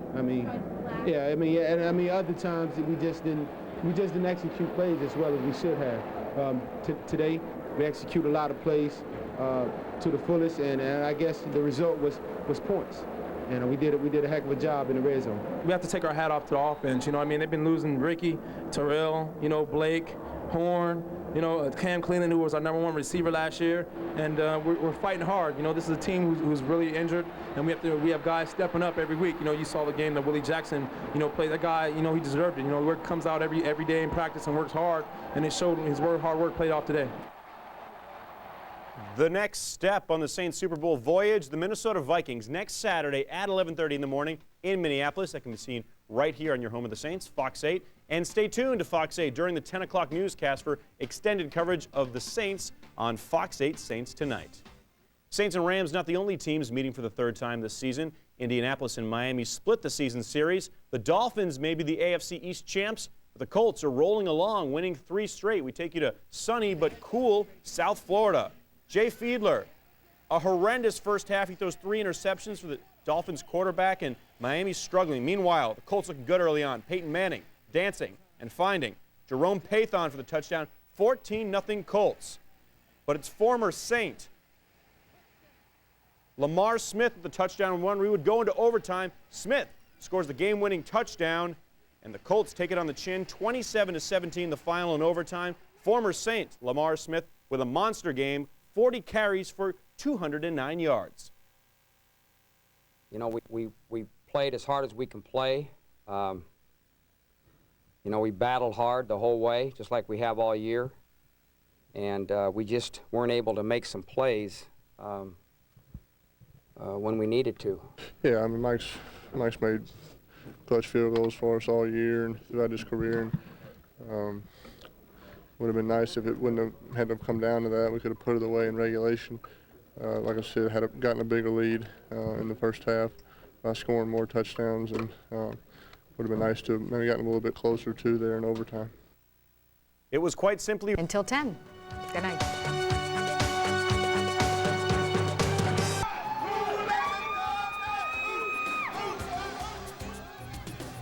The Saints do it under the dome in an exciting game on their home turf. They manage a sweet first playoff victory.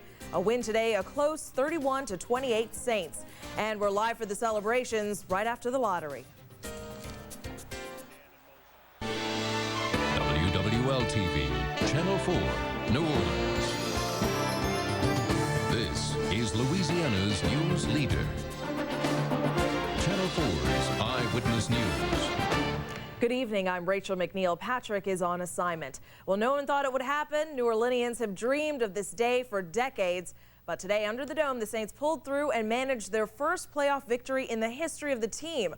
We have live coverage of the celebrations, but first, let's go straight to Jim Baskell for some highlights. This game was so close. I think a lot of people were very nervous. Yeah, what a great 36 hours it's been for Louisiana sports. LSU last night, the Saints today. I was on a flight back from Atlanta, 6 o'clock in the morning, and all the Saints fans coming back from Atlanta, they got what they wanted. No one wanted to play the Rams, but the Saints. The Rams were a touchdown favorite despite the fact they were the 6th seed. The Saints, the West champs, the defending champs, are defending no more. Heading home for New Year's, courtesy the black and gold. Joe Hornon crushes just 3 plays in, ankle injury. So Aaron Brooks goes to Robert Wilson, his replacement, 12 yards, game tied at 7. Kurt Warner to the air. Saints defense on him, and this one is tipped. Sami Knight comes down with it. The interception sets him up in Ram territory and sets up Doug Bryant's field goal for a 10-7 lead by the break. Third quarter, Warner again to pass, but again there's pressure, and Chris Oldham comes away with the pick here. And again, the defense setting that offense up. The Saints cash in. It's Aaron Brooks, and check out this dart between the numbers of Willie Jackson's 17-7 game. They would add to it. Brooks again for Willie Jackson. He steps up big, comes down and goes 49 yards.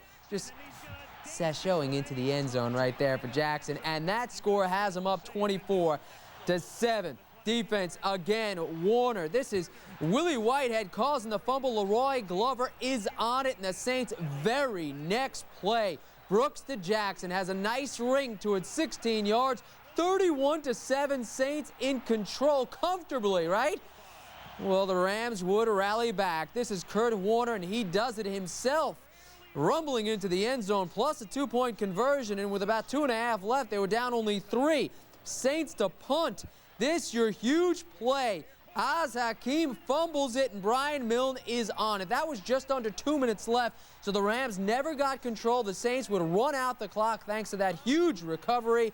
And once again, when the starters fall, others stand tall. So you never know who's going to have to step up. As far as the record goes, it wasn't mean anything if we didn't win. So it's good, the records or whatever, but I have a goal at mine, a team goal at mine. We need to keep going and go get another one next week. The defense mindset all week was to stop Marshall. That was the #1 thing. And then Isaac really hasn't hurt us all year.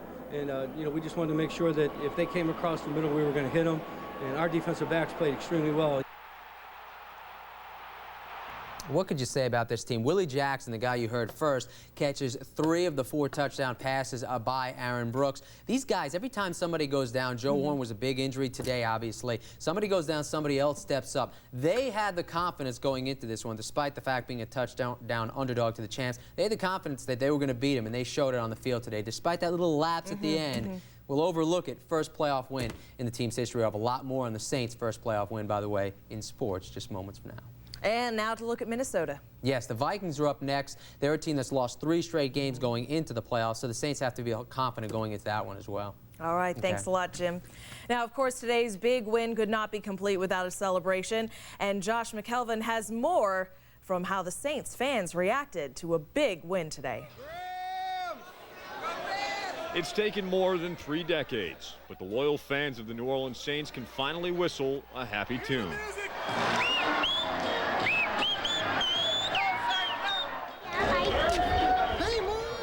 But before we get to the celebration, let's talk about before the game. Upon entering the Dome, anxious fans were trying to convince themselves that win or lose, the season was already satisfying. Even if we don't make it today, which I think we are going to make it today, the city's alive, they're happy. A nice sentiment, but once the game started, it was obvious that the 68,000 people in attendance wanted more. And by the end of the third quarter, everyone could feel that the playoff victory, which until tonight had proven so elusive, was now within reach. But just as everyone started to believe, the Rams tried to steal it away. What else can we do but stay until the final second? And I think we're going to pull it out. And pull it out, they did, giving long-suffering fans of the black and gold something that they have waited for a long, long time. I attended the 1967 game when Tom Dempsey kicked the field goal to beat the Detroit Lions. That's how long I have waited. #1, baby! As the fans filed out of the Dome, they did so walking on air, feeling the euphoria that until tonight they could only watch fans of other teams enjoy. This is going to be the greatest party tonight. This is going to be really the best New Year's Eve. This whole weekend, these people are going to be out in the streets partying. This is going to be dynamite. So now that the Saints have secured the biggest victory in the history of the franchise, all the lost hair and the nail biting of the bone seems to be worth it. How far can that victory take us? Tune in next week. Outside the Superdome, I'm Josh McKelvin for Channel 4 Eyewitness News. And the party continues, and that's where we find our Patrick Evans, who's always in the center of all the fun, out on Decatur Street. Patrick, how nutty is it right now? Hey, Rachel, 4 hours after the game's over, and we still have folks like this out. These guys stopped their car to get over here. I'm not even going to try to speak. They've been waiting for the camera to come on. They've been waiting for the camera to come on just to do all this. They've been doing this on Bourbon Street. They're doing it by the Superdome. They're all over the place. They're stopping cars. They're blowing horns at each other. It doesn't matter. You would have thought they won the lottery and the Super Bowl today. We talked to some of the fans earlier. This is what they had to say. Let's see, I can't tell you how old I am. About 40 years. 30-some years. About 30-some years. Great for the city, though. I love it. Yeah. You know, Falk is kind of like a Louisiana boy, but I was sorry to see him go down today. No, you weren't. No, he went down. I don't care if we don't win anymore. This is it for us. Yeah, we're glad with this. We're just. This is your Super Bowl. Fan says, go away. We have you in Super Bowl. I said, this is our Super Bowl. We want a playoff game. You don't understand. This is it. This is our Super Bowl. #1. Going all the way, Patrick. All the way? Say, are you happy? I'm happy. You happy? Oh, man. So this time, it's our turn to go to Minnesota and do the winning and dominate.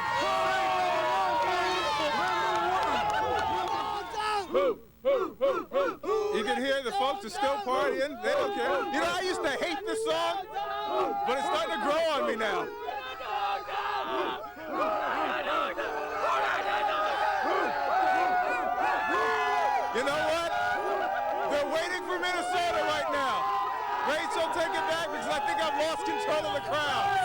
Patrick, they've taken over, but at least they're having a good time. And we have a lot more news ahead. A lot of people are still in disbelief about the Saints win, but very, very happy. Yes, I heard some of the fans over there in Decatur where Patrick was. You heard them? I couldn't really hear them too well. This is their Super Bowl, but I think there's some people that believe they can move on from this too. This isn't it. The Saints have won. The NFL's only team never to win a playoff game has now won. They end the 34-year drought by beating the champs.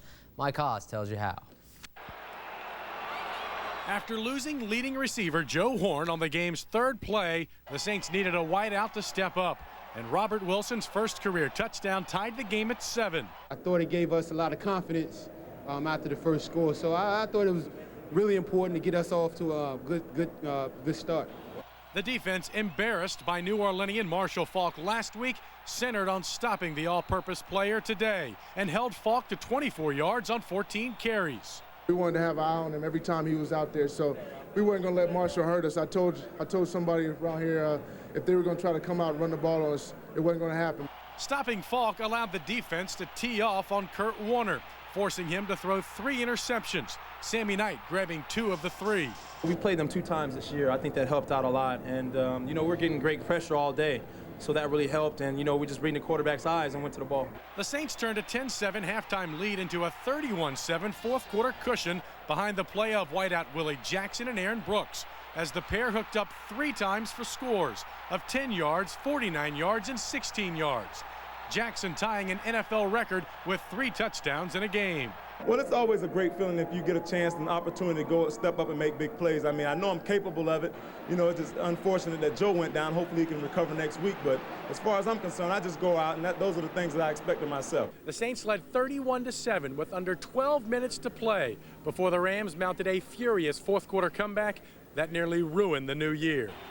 The Rams scored 3 touchdowns in a 7-minute span, netting a 2-point conversion and an onside kick along the way to cut the once comfortable 24-point lead to 31-28.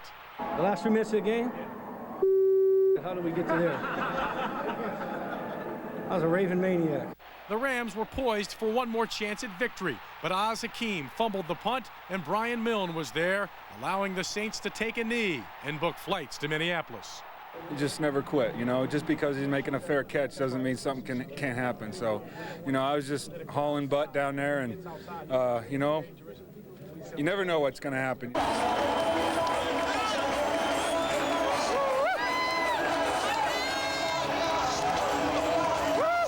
Well, I mean, obviously we're excited to get the first win in 34 years. We get a little excited about it, but our goal is this. You know, we knew we could play with this team. Obviously, nobody out there thought we could play with this team, and we wanted to come in here and show this team. Then we're going to go up to Minnesota. We got 1 down and 3 to go. Mike Haas, Eyewitness Sports Night Watch. Marshall Faulk's performance on the ground like night and day from 6 days ago to today. 220 down to 224, though he had 99 through the air. The Saints move on past the defending champs. Now it's Minnesota. The Vikings are the host to New Orleans. 11:30 a.m. kickoff, and that on Saturday. One drought is over, another alive and well. Make that 6 chances for Jim Moore to win his first playoff game. He's now won 109 regular season games, but no second season kickoffs. Today in South Florida, the Dolphins the host in this one. Peyton Manning and company get out to the early advantage. Jerome Pathon on the other end of this one. It was 14-0 Colts going into the third quarter, 17-all in overtime. Mike Vanderjagt gets a chance to hit this one, but instead 49 yards. He hit a hit on 34 straight on the road, but not today. Lamar Smith, the former Saint, 40 carries, 209 yards, 17 yards for the game winner there. The former Saint player beats the former Saint coach. We played as hard as we can play. You know, we battled hard the whole way, just like we have all year. And we just weren't able to make some plays when we needed to. Those AFC playoffs continue tomorrow. It's about the Saints who are moving on in the playoffs. But we are having a lot of luck with the local teams. Yes, it's a good roll right now. They all deserve it. The fans have suffered all too long in football. Definitely. Yes. Thanks a lot. And we'll be right back to wrap things up. And recapping tonight's top stories, the New Orleans Saints are celebrating their first playoff victory tonight. In a stunning defeat under the dome, the black and gold managed to stave off their St. Louis rivals in a very close game. The score 31-28. Next Saturday, the Saints will meet the Vikings in Minnesota for Game 2, and the New Orleans metro area is now preparing for a hard freeze tonight. The city has activated its freeze plan. The homeless are being urged to take shelter. And now, David.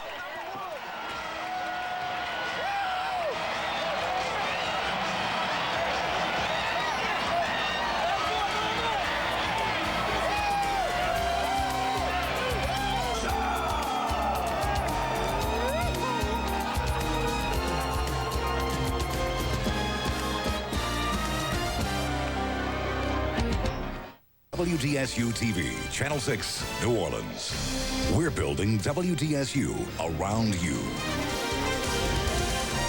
This is News Channel 6 at 10. Our top story tonight. It took 34 years, but Tom Benson finally boogies to the Saints' first ever playoff victory. And for fans, it is an emotional roller coaster, fighting back tears of joy for some and letting it all out for others. Good evening. I'm Scott Simmons. Ken Jones is off tonight. It is a monumental day in Saints history. The third time two teams battle each other this season, and the third time is definitely the charm. Today, the Saints were able to upset the world champion St. Louis Rams with a score of 31-28. The Saints win over the Rams marks their first playoff win in franchise history, but only a short time to celebrate. Now the Saints go on to their second round of the playoffs when they head up north to battle the Minnesota Vikings next Saturday. Let's take a look at some highlights from this explosive game. Here's WDSU News Channel 6 sports anchor Matt Lambert. You know, Scott, this was like a pressure cooker in the Superdome. 34 years of frustration, and they just wanted somebody basically to let the pressure out. It may be only December the 30th, but the people throughout the city are celebrating like it's New Year's Eve. That's because the Saints are winless. No more in the playoffs. The Superdome pandemonium as Aaron Brooks tossed 4 touchdowns and the defense shut down Marshall Faulk for most of the game. It was definitely the biggest win in team history and accomplished, well, against the most dangerous team in the NFL. We knew we could play with this team. Obviously, nobody out there thought we could play with this team. And we wanted to come in here and show this team that we're going to go up to Minnesota. We got 1 down and 3 to go. We were used to each other. They knew what we were going to do. We knew what they were going to do. It just came down to who made the plays. And they made a couple of mistakes, and especially one that was costly at the end. It's the playoff. The intensity going to pick up. You know, the adrenaline is flowing.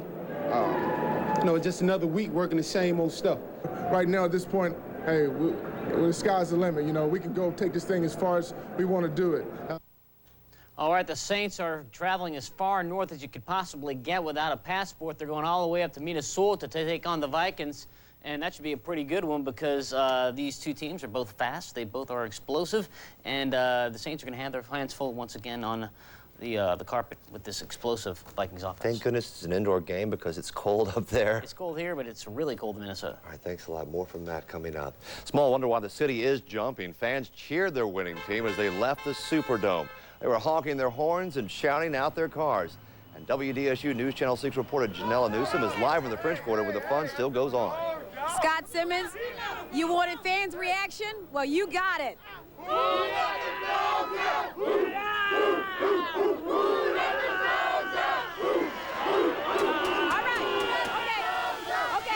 Before the clock struck 0, Saints fans went ballistic, knowing that they were a part of history. For the first time in the Saints franchise, the team won a playoff game. The Saints beat the defending Super Bowl champion St. Louis Rams 31-28. Saints fans say they've waited a long time for this moment. I am elated and so ecstatic. Very proud of Aaron Brooks, the entire defensive line. It was awesome. Awesome. It was wonderful. History was made right here in New Orleans. The Saints, we're going to the playoff. We won our first ever playoff game, and you got that straight from The Rock in the Superdome. Let me tell you something. The people who did not believe, they believe now. We've always believed. This is it. This is the Saints. We are number 1. We'll always be number 1. All the way. This is for you. This Saints fan was so overcome with joy that he started crying. He says today's win was poetic justice since the Saints lost the week before to the Rams. It's just that you can't help it from crying. You just can't help it. I think I would have cried. I think I would have cried if we'd have lost. But I am crying more for joy. Saints fans believe the team could go to the Super Bowl, and if not, they say it's okay because the team hadn't gotten this far before. Well, the fans here say that the curse has been lifted. Now the only thing they have to do is go to Minnesota and beat the Minnesota Vikings. I'm Janella Newsom reporting live from Bourbon Street. Who let the dogs out? Leave it to Janella to have a good time. Thanks, Janella. You know, it's small wonder why it brings tears to the eyes of the Saints faithful that have waited so very long to see the Saints play for success. So very, very long. And the New Orleans Saints are now active in regular season play in the National Football League as John Gilliam comes straight down the field. He might go all the way. Perhaps it is a slight bit of irony that 34 years ago, when the Saints first stepped onto the NFL field, it was John Gilliam who went goalpost to goalpost on the first ever kickoff return against none other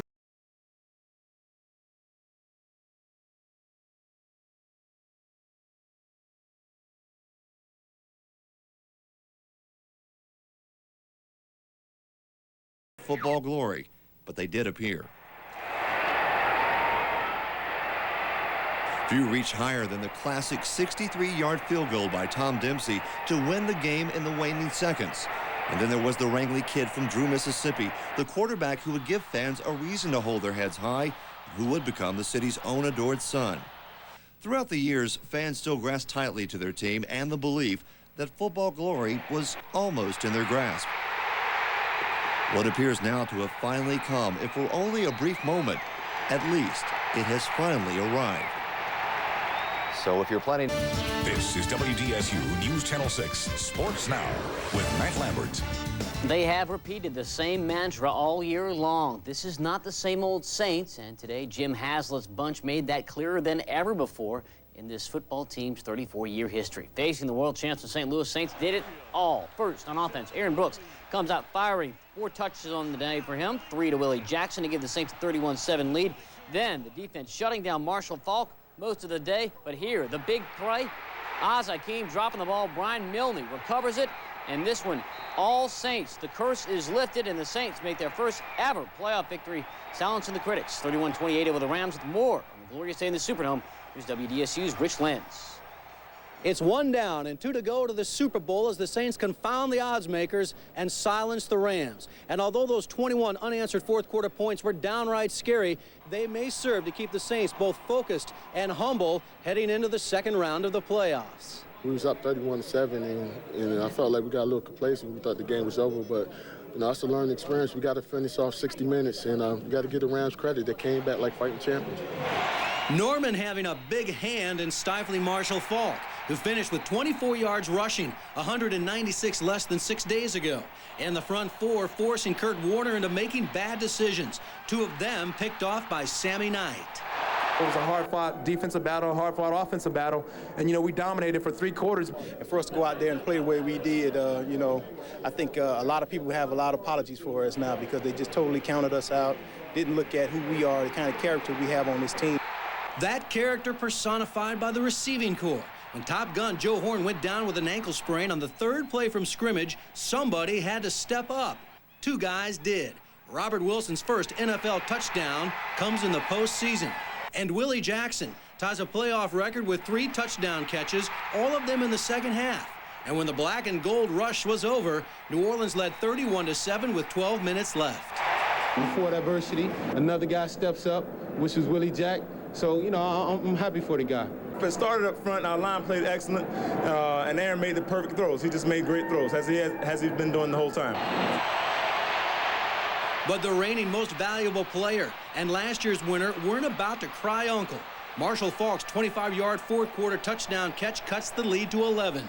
And Kurt Warner's 5-yard gallop and 2-point conversion to Faulk, slicing the Saints' lead to 3 with 2.5 minutes left.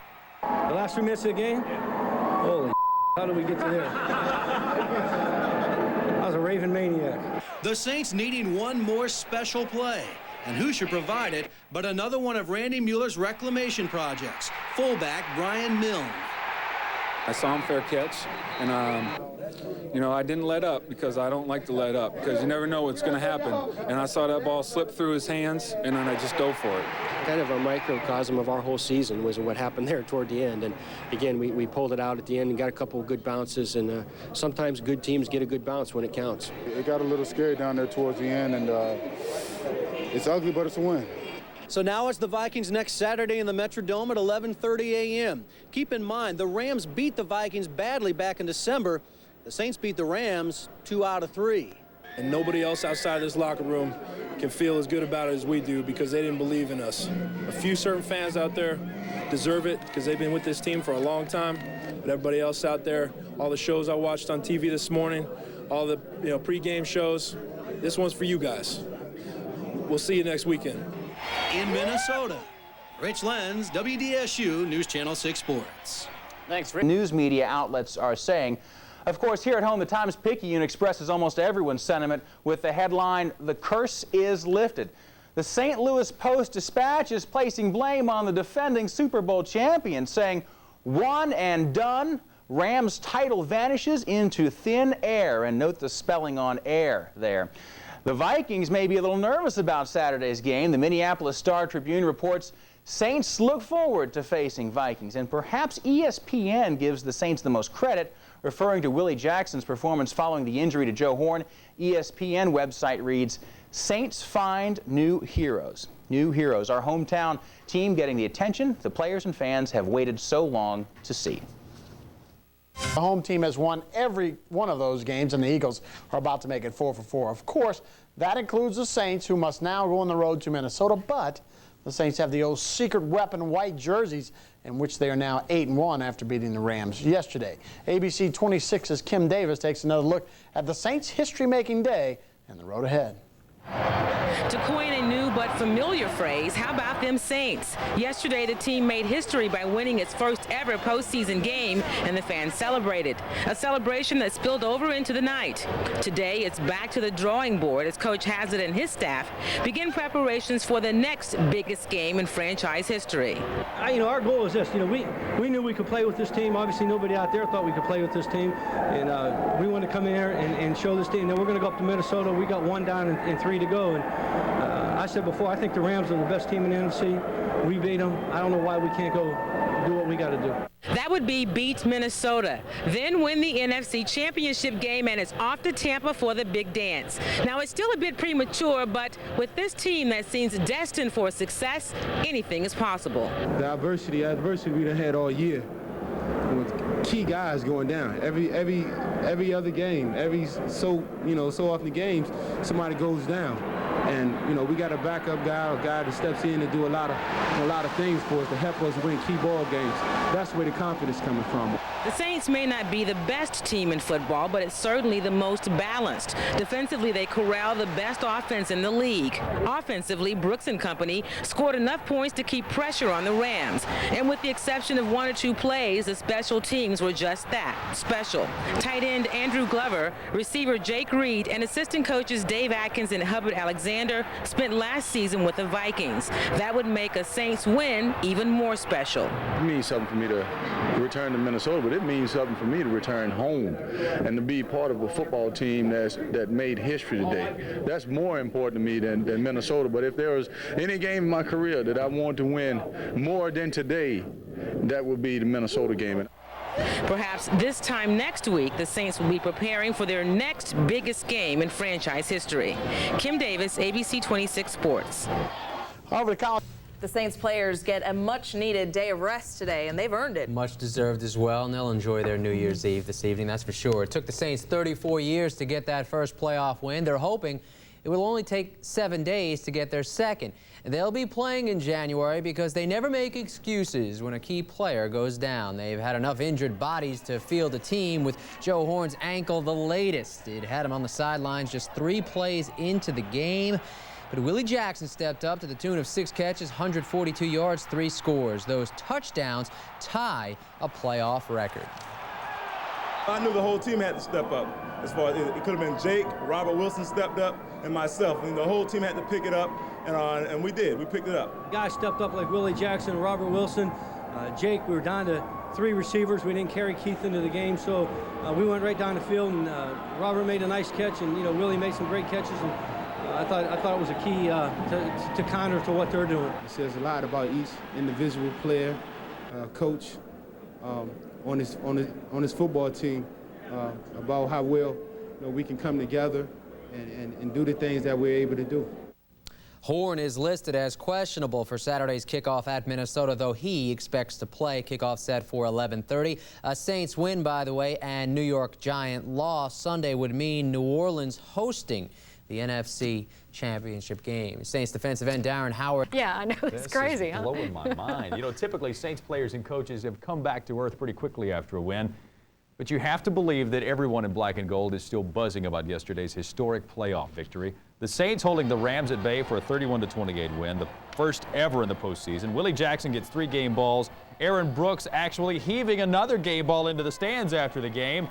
But head coach Jim Haslett gave the game ball to the man who brought him here. Back started with the season, it was falling apart on us with these injuries. And even tonight for Joe Horn to go out, and then Hawthorne to go out later on. Here's our best receiver. My goodness. But look, everybody, they just stepped up to it. It was just wonderful. You just couldn't help but be proud. Let us not forget that coming up after this show, Fox 8 Sports Sunday. Now, after...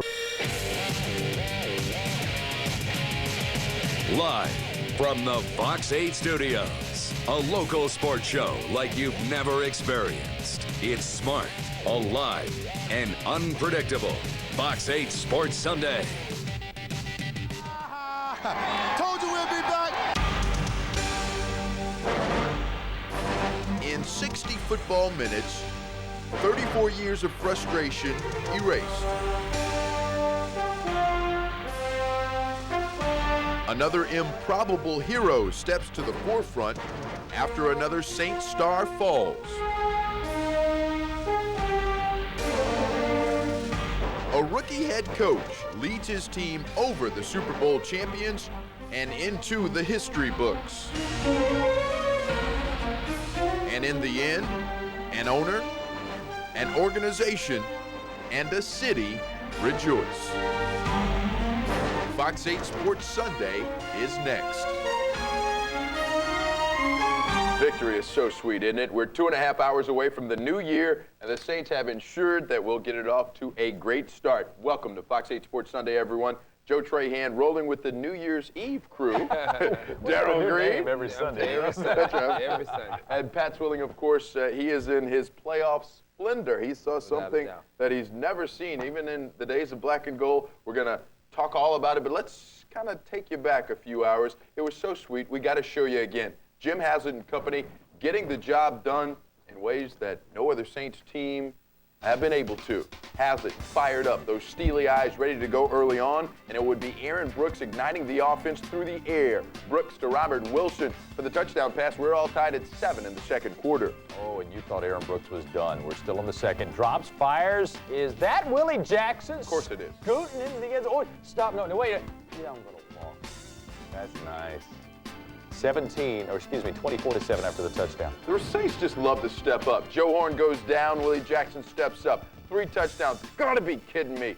We'll have much more on his day coming up later. This was the only scary part. We warned you, women and children at home, you may not want to watch. The Rams on the comeback. Marshall Faulk making the move. This guy's got skills. Gets into the end zone from 25 yards out. 31-19 at that point. That's skills with a Z.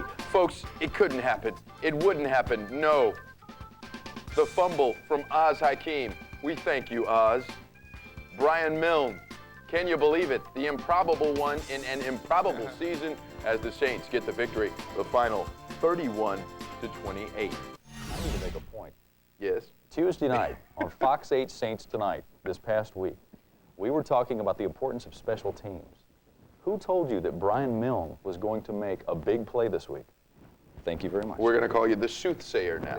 We've got a new nickname for you. You're lucky there's already one Swami, because I would take that title. All right, let's get the program. Willie Jackson's 3 TD performance made a huge splash yesterday, but how about the guy making the throws? Aaron Brooks, the answer, the deuce. I'm trying my best to give the guy a nickname. We're working into round table number 1. Brooks showing a knack with a big play of the passing game. He was 16 of 29 for 266 and 4 touchdowns. Pat, how big was it for this guy to step up after being stepped on last week by the same team? I'll tell you, it was really big, and I was really surprised that he was able to come back the way he did. You know, last week, everyone had a lot of concerns on whether he was reading defense and what he could do and what Bud Carson would come in and try to do against him.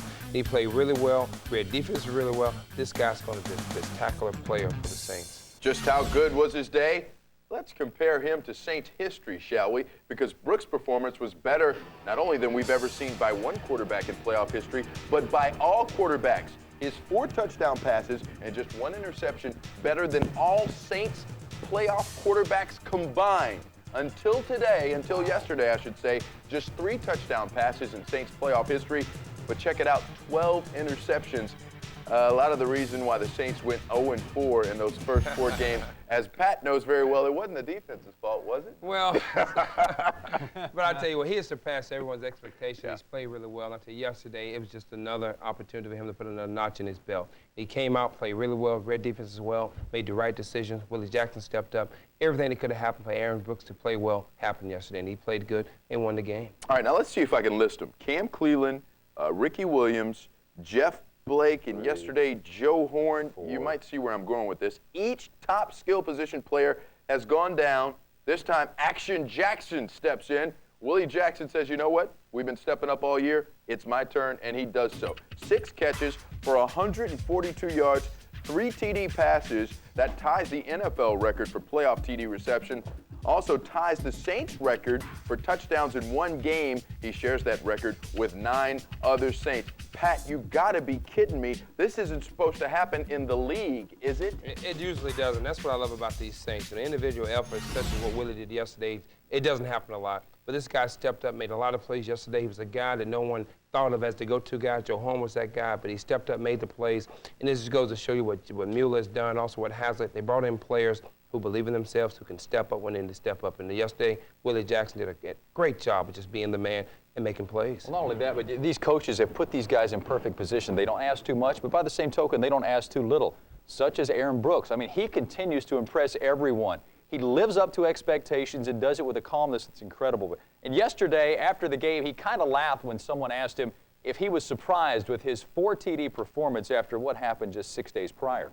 Sometimes you don't understand the game because you see it one time. We go back and critique ourselves 2, 3, 4 times a game. You know, it's not just one guy. Several guys make mistakes. And today, we all came together and played as a team like we're supposed to. Just unfortunate that Joe went down. Hopefully he can recover next week. But as far as I'm concerned, I just go out, and those are the things that I expect of myself. You know, it may have surprised a lot of other people, but I know that I'm capable of those type things. It's just, you know, as long as it comes within the team framework, I'm happy. Now, the other thing that makes Brooks' performance so amazing to me is this. He puts up 31 points with next to no running game, Pat. 32 running plays, just 50 yards rushing. Exactly, and I saw some things out there they were able to do with the short passing game to create those still 5-yard carries or 5-yard passes. It's just the same as running the football. But Aaron Brooks made plays yesterday with his legs as well and also throwing the football and about being smart. And that's what I love about him. He's a smart guy. He knew where to throw the football. And without the running game, he still was able to excel. And that just goes to show what kind of guy he really and what kind of player he's going to be.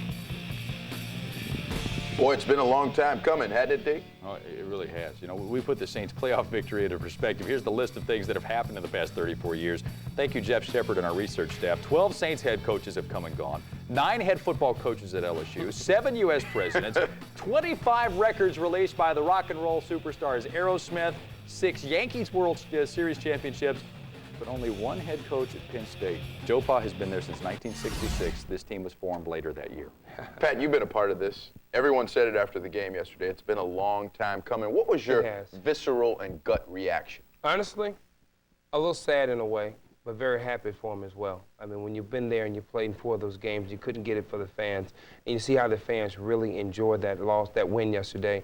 And you know, we love being a part of it, but I'll be honest, I told my wife last night, I was kind of saddened that we couldn't bring that to him, but I was glad to be a part of seeing what the Saints did yesterday and be able to stand there and say, well, at one time I tried, but these guys were able to succeed, and I'm still a part of that, and I feel happy for the guys. Wow. Now, we've talked a lot. I know Pat got kind of emotional, honestly. well, I share that Does somebody have a tissue for me? Please. Give me a pound, dog, because your smack's fresh. Look at these guys. No, Pat, we know you wanted it. You're a champion. We know that. We've talked a lot about how much this means to the organization and the city as well, but also for the players. As you saw Pat's emotion there, they got a chance to feel that. And Adam Norris has more on this historic win.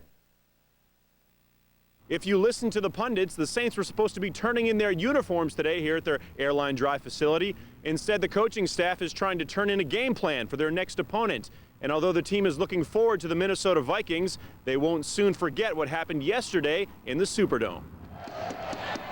And it's really gratifying to do it against the world champions, and we kind of took that personal. I mean, they were real confident that they could come back in here and win a third game, and you don't do all that talking, not in this league, and we kind of took that personal. The crowd really put some noise together, and those guys over there, they didn't know what they were thinking. They just raw rattle, and we were moving on defense, just mixing it up in disguise and things like that. They didn't know where we were coming from. It felt great. This is huge. This is huge. I mean, you have to give those guys credit. They fought to the very end, and we expected a fight. But we won that football game, and we deserved to win that football game, and we're proud of that fact. But we're not satisfied. We're on a mission, and it's still a lot of football to be played. That means a lot. I mean, this is history. I mean, you fight so hard just to get to this point, and we got here, and this is our first playoff win. So we got to take enjoy it the next couple of days, and then put us behind us, because it doesn't end here. We got a big picture in mind. Every channel, CNN, ESPN, Fox, all that saying that we didn't have a chance. The Rams will end up doing it again. They're the team to watch out for, all that stuff. Now I'm gonna go home and watch and see what they're gonna be saying. What the Saints now can say is they're one of only 4 teams still playing in the NFC, and they're heading back out on the road, where they've lost only 1 game this season. They now have a chance to make even more team history. Reporting from Saints Camp, Adam Norris, Fox 8 Sports. It's written in a book I once read. You got to give love where love is due. And that defense yesterday came through, realizing some big play potential of their own. Sami Knight, number 29 in the sports spotlight. Pat, this kid's got a nose for the rock. He sure does. And I said earlier in the year when the Pro Bowl came out that he should have one of those guys. And he played like it yesterday, played like an all-pro player. But Sami definitely has a knack for being in the right position at the right time. He makes big hits, but he also makes big plays. And yesterday, I tell you, he made 2 of the plays that really, I think, was the difference in winning that ball game yesterday. On that particular play, you could see he was on the blitz, got picked up, and then had smarts enough about him to back off into coverage. Exactly. And the one-handed grab, that's incredible. Great play, I tell you. And Sami's in the right position. That just goes to show you he felt something. But he's watching Warner all the way, and that's something that great safeties do. They watch the quarterback and see where he's going to throw the football. He made a great play there. Saints fans, of course, want to send a big thank you to Oz Hakeem, because he certainly, helped all those heart attacks and everything that were about to form and about to happen. He kind of just calmed everything down. He simmered everything down. But you shouldn't be surprised with the slip-up. Oz Zakir Hakeem, 109 touches on the year, 7 fumbles. Folks, that's the highest fumble rate in the NFL for all players with 100 and more touches. So it wasn't that big of a surprise. That's our special stat. It is fumble-itis. And I've got a gift on the way for Mr. Hakeem. A New Year's gift, huh? Guys, we got plenty more on the way. Coming up on Fox Field.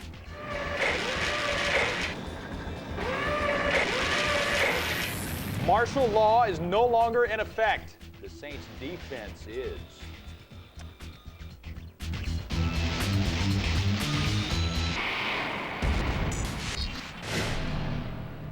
They told us so. After Marshall Faulk ran for a career-high 220 yards in the last week of the season, the Saints defenders stepped up to the mic and said, "It's not going to happen again. We promise." They lived up to that promise. The Saints defense, the initial subject of our second spotlight. Round table. Faulk rushed for 24 yards on 14 carries, and that averages out to exactly not very much per carry. He did catch 7 balls for 99 yards, Pat, but excluding that, Marshall really was not a factor. He wasn't. I'll tell you, the key to that was holding the gap. Leroy Glover talked about it last week, and we also had some illustration on Fox Field and how you should hold that gap. And I could see yesterday, Hand and all those guys held that gap, waited for him to come to him. When he came to him, someone came off the backside over and over again. There was no gaps open. He couldn't make any plays. Right. And the key to that was definitely being in your gap, making your play. And of course, turnovers were a big part of this game as well. All the coaches will tell you that they kill you, especially when they happen at crucial times. Zahir's fumble obviously ended the game, but there were a few other crucial turnovers. For instance, with the Rams driving at the Saints 9 with under 7 minutes to play, we showed it to you once, Sami Knight's big interception, pulling off the blitz, then snagging the Warner pass, but that wasn't Sami's only work.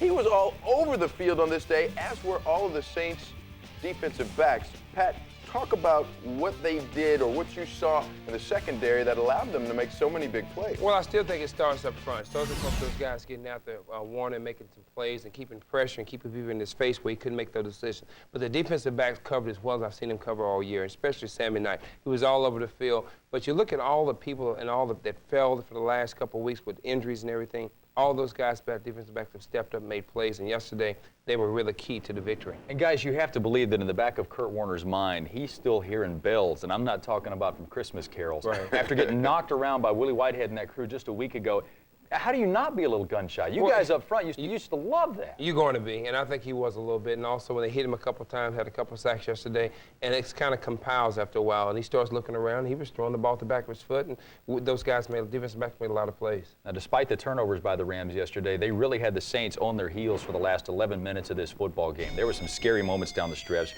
The Rams posted 21 points in the fourth quarter to almost give Jim Haslett and about 64,000 other people a heart attack. The Saints seemed a little confused with what the Rams were doing, Pat. And really, when you combine that with some bad tackling, the Saints came close to giving the Rams an edge here. They sure did, but I tell you, I was sitting in the stands, and I expected them to make a run. I mean, 31-7, I expected them to make a run. I just know how close they would get, but I expected this run because sometimes it seemed like you get a relax. You go up 31, I mean, you have 20-something points, you get relaxed, and you could tell yesterday they got relaxed in the last quarter. But against a team in the playoffs, you can't. But I knew they'd make a run. I'm just glad he fumbled the ball at the end. I didn't want to see what was going to happen that last series, so I thought we didn't have to go through that. It doesn't exist. We need not even think about it anymore. Now, the Saints know they can't afford to do this again, but there's a little bit of a silver lining. After the game, a lot of the guys said that that big run by the Rams at the end could serve as a wake-up call as they go deeper into the playoffs. I know you're not a doubter, but was there a moment when you thought, geez, is this one going to slip away? No. I mean, they made a game out of it. You got to tip your hat off to them for, fighting back. But, it's a 60-minute game, so you got to come prepared to play 60 minutes, and they did that, and I think we did a good job of that. A win is a win. It might have been ugly, but we came away with a W. Wow. And he's right. Win's a win. Take it any way you can get it. Especially in the playoffs. Anyway, half a point. Wearing white jerseys. Wearing white jerseys. How big a deal is that? Well, honestly, I didn't like it. Really? I really didn't. But whatever works for the coach, I understand coaches, they do what it takes to motivate the players. I want to see them kick their butt in the black jerseys. Hey, what's the difference? You're going to kick their butt anyway, right? Right? He should have sued. But, hey, it worked. It worked, right. Hats it off worked. Hats off the coach. Hey, whatever it takes, coach. That's what good coaching is all about. Exactly. Coming up next, we take you to Fox Field, where Pat is going to put on the helmet again. The Saints giving everyone a lesson in shutting down the league's MVP.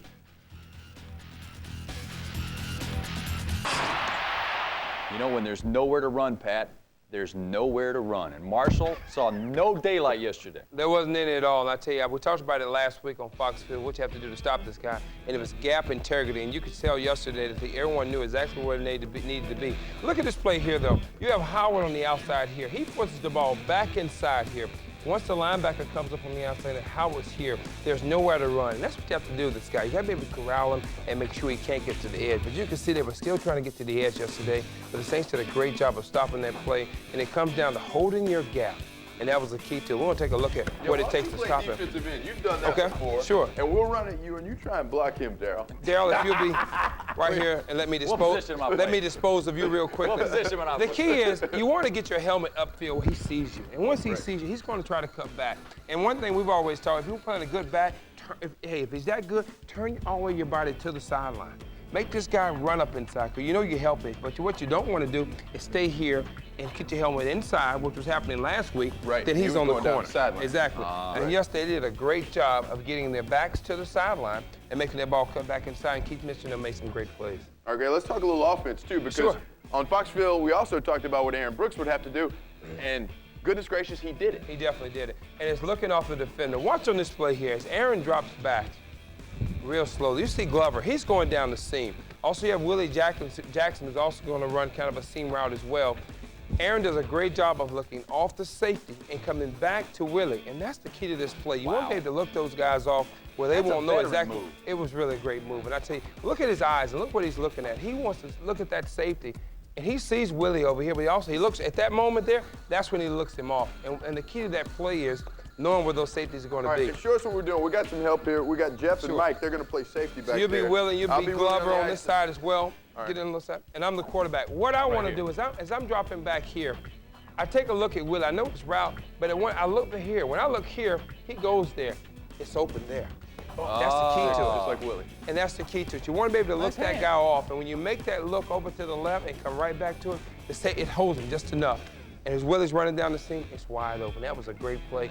I was surprised as a young guy that he could make that move and be able to do that quickly. That was nice. 4 touchdowns, boys. What else can you ask of young Aaron Brooks?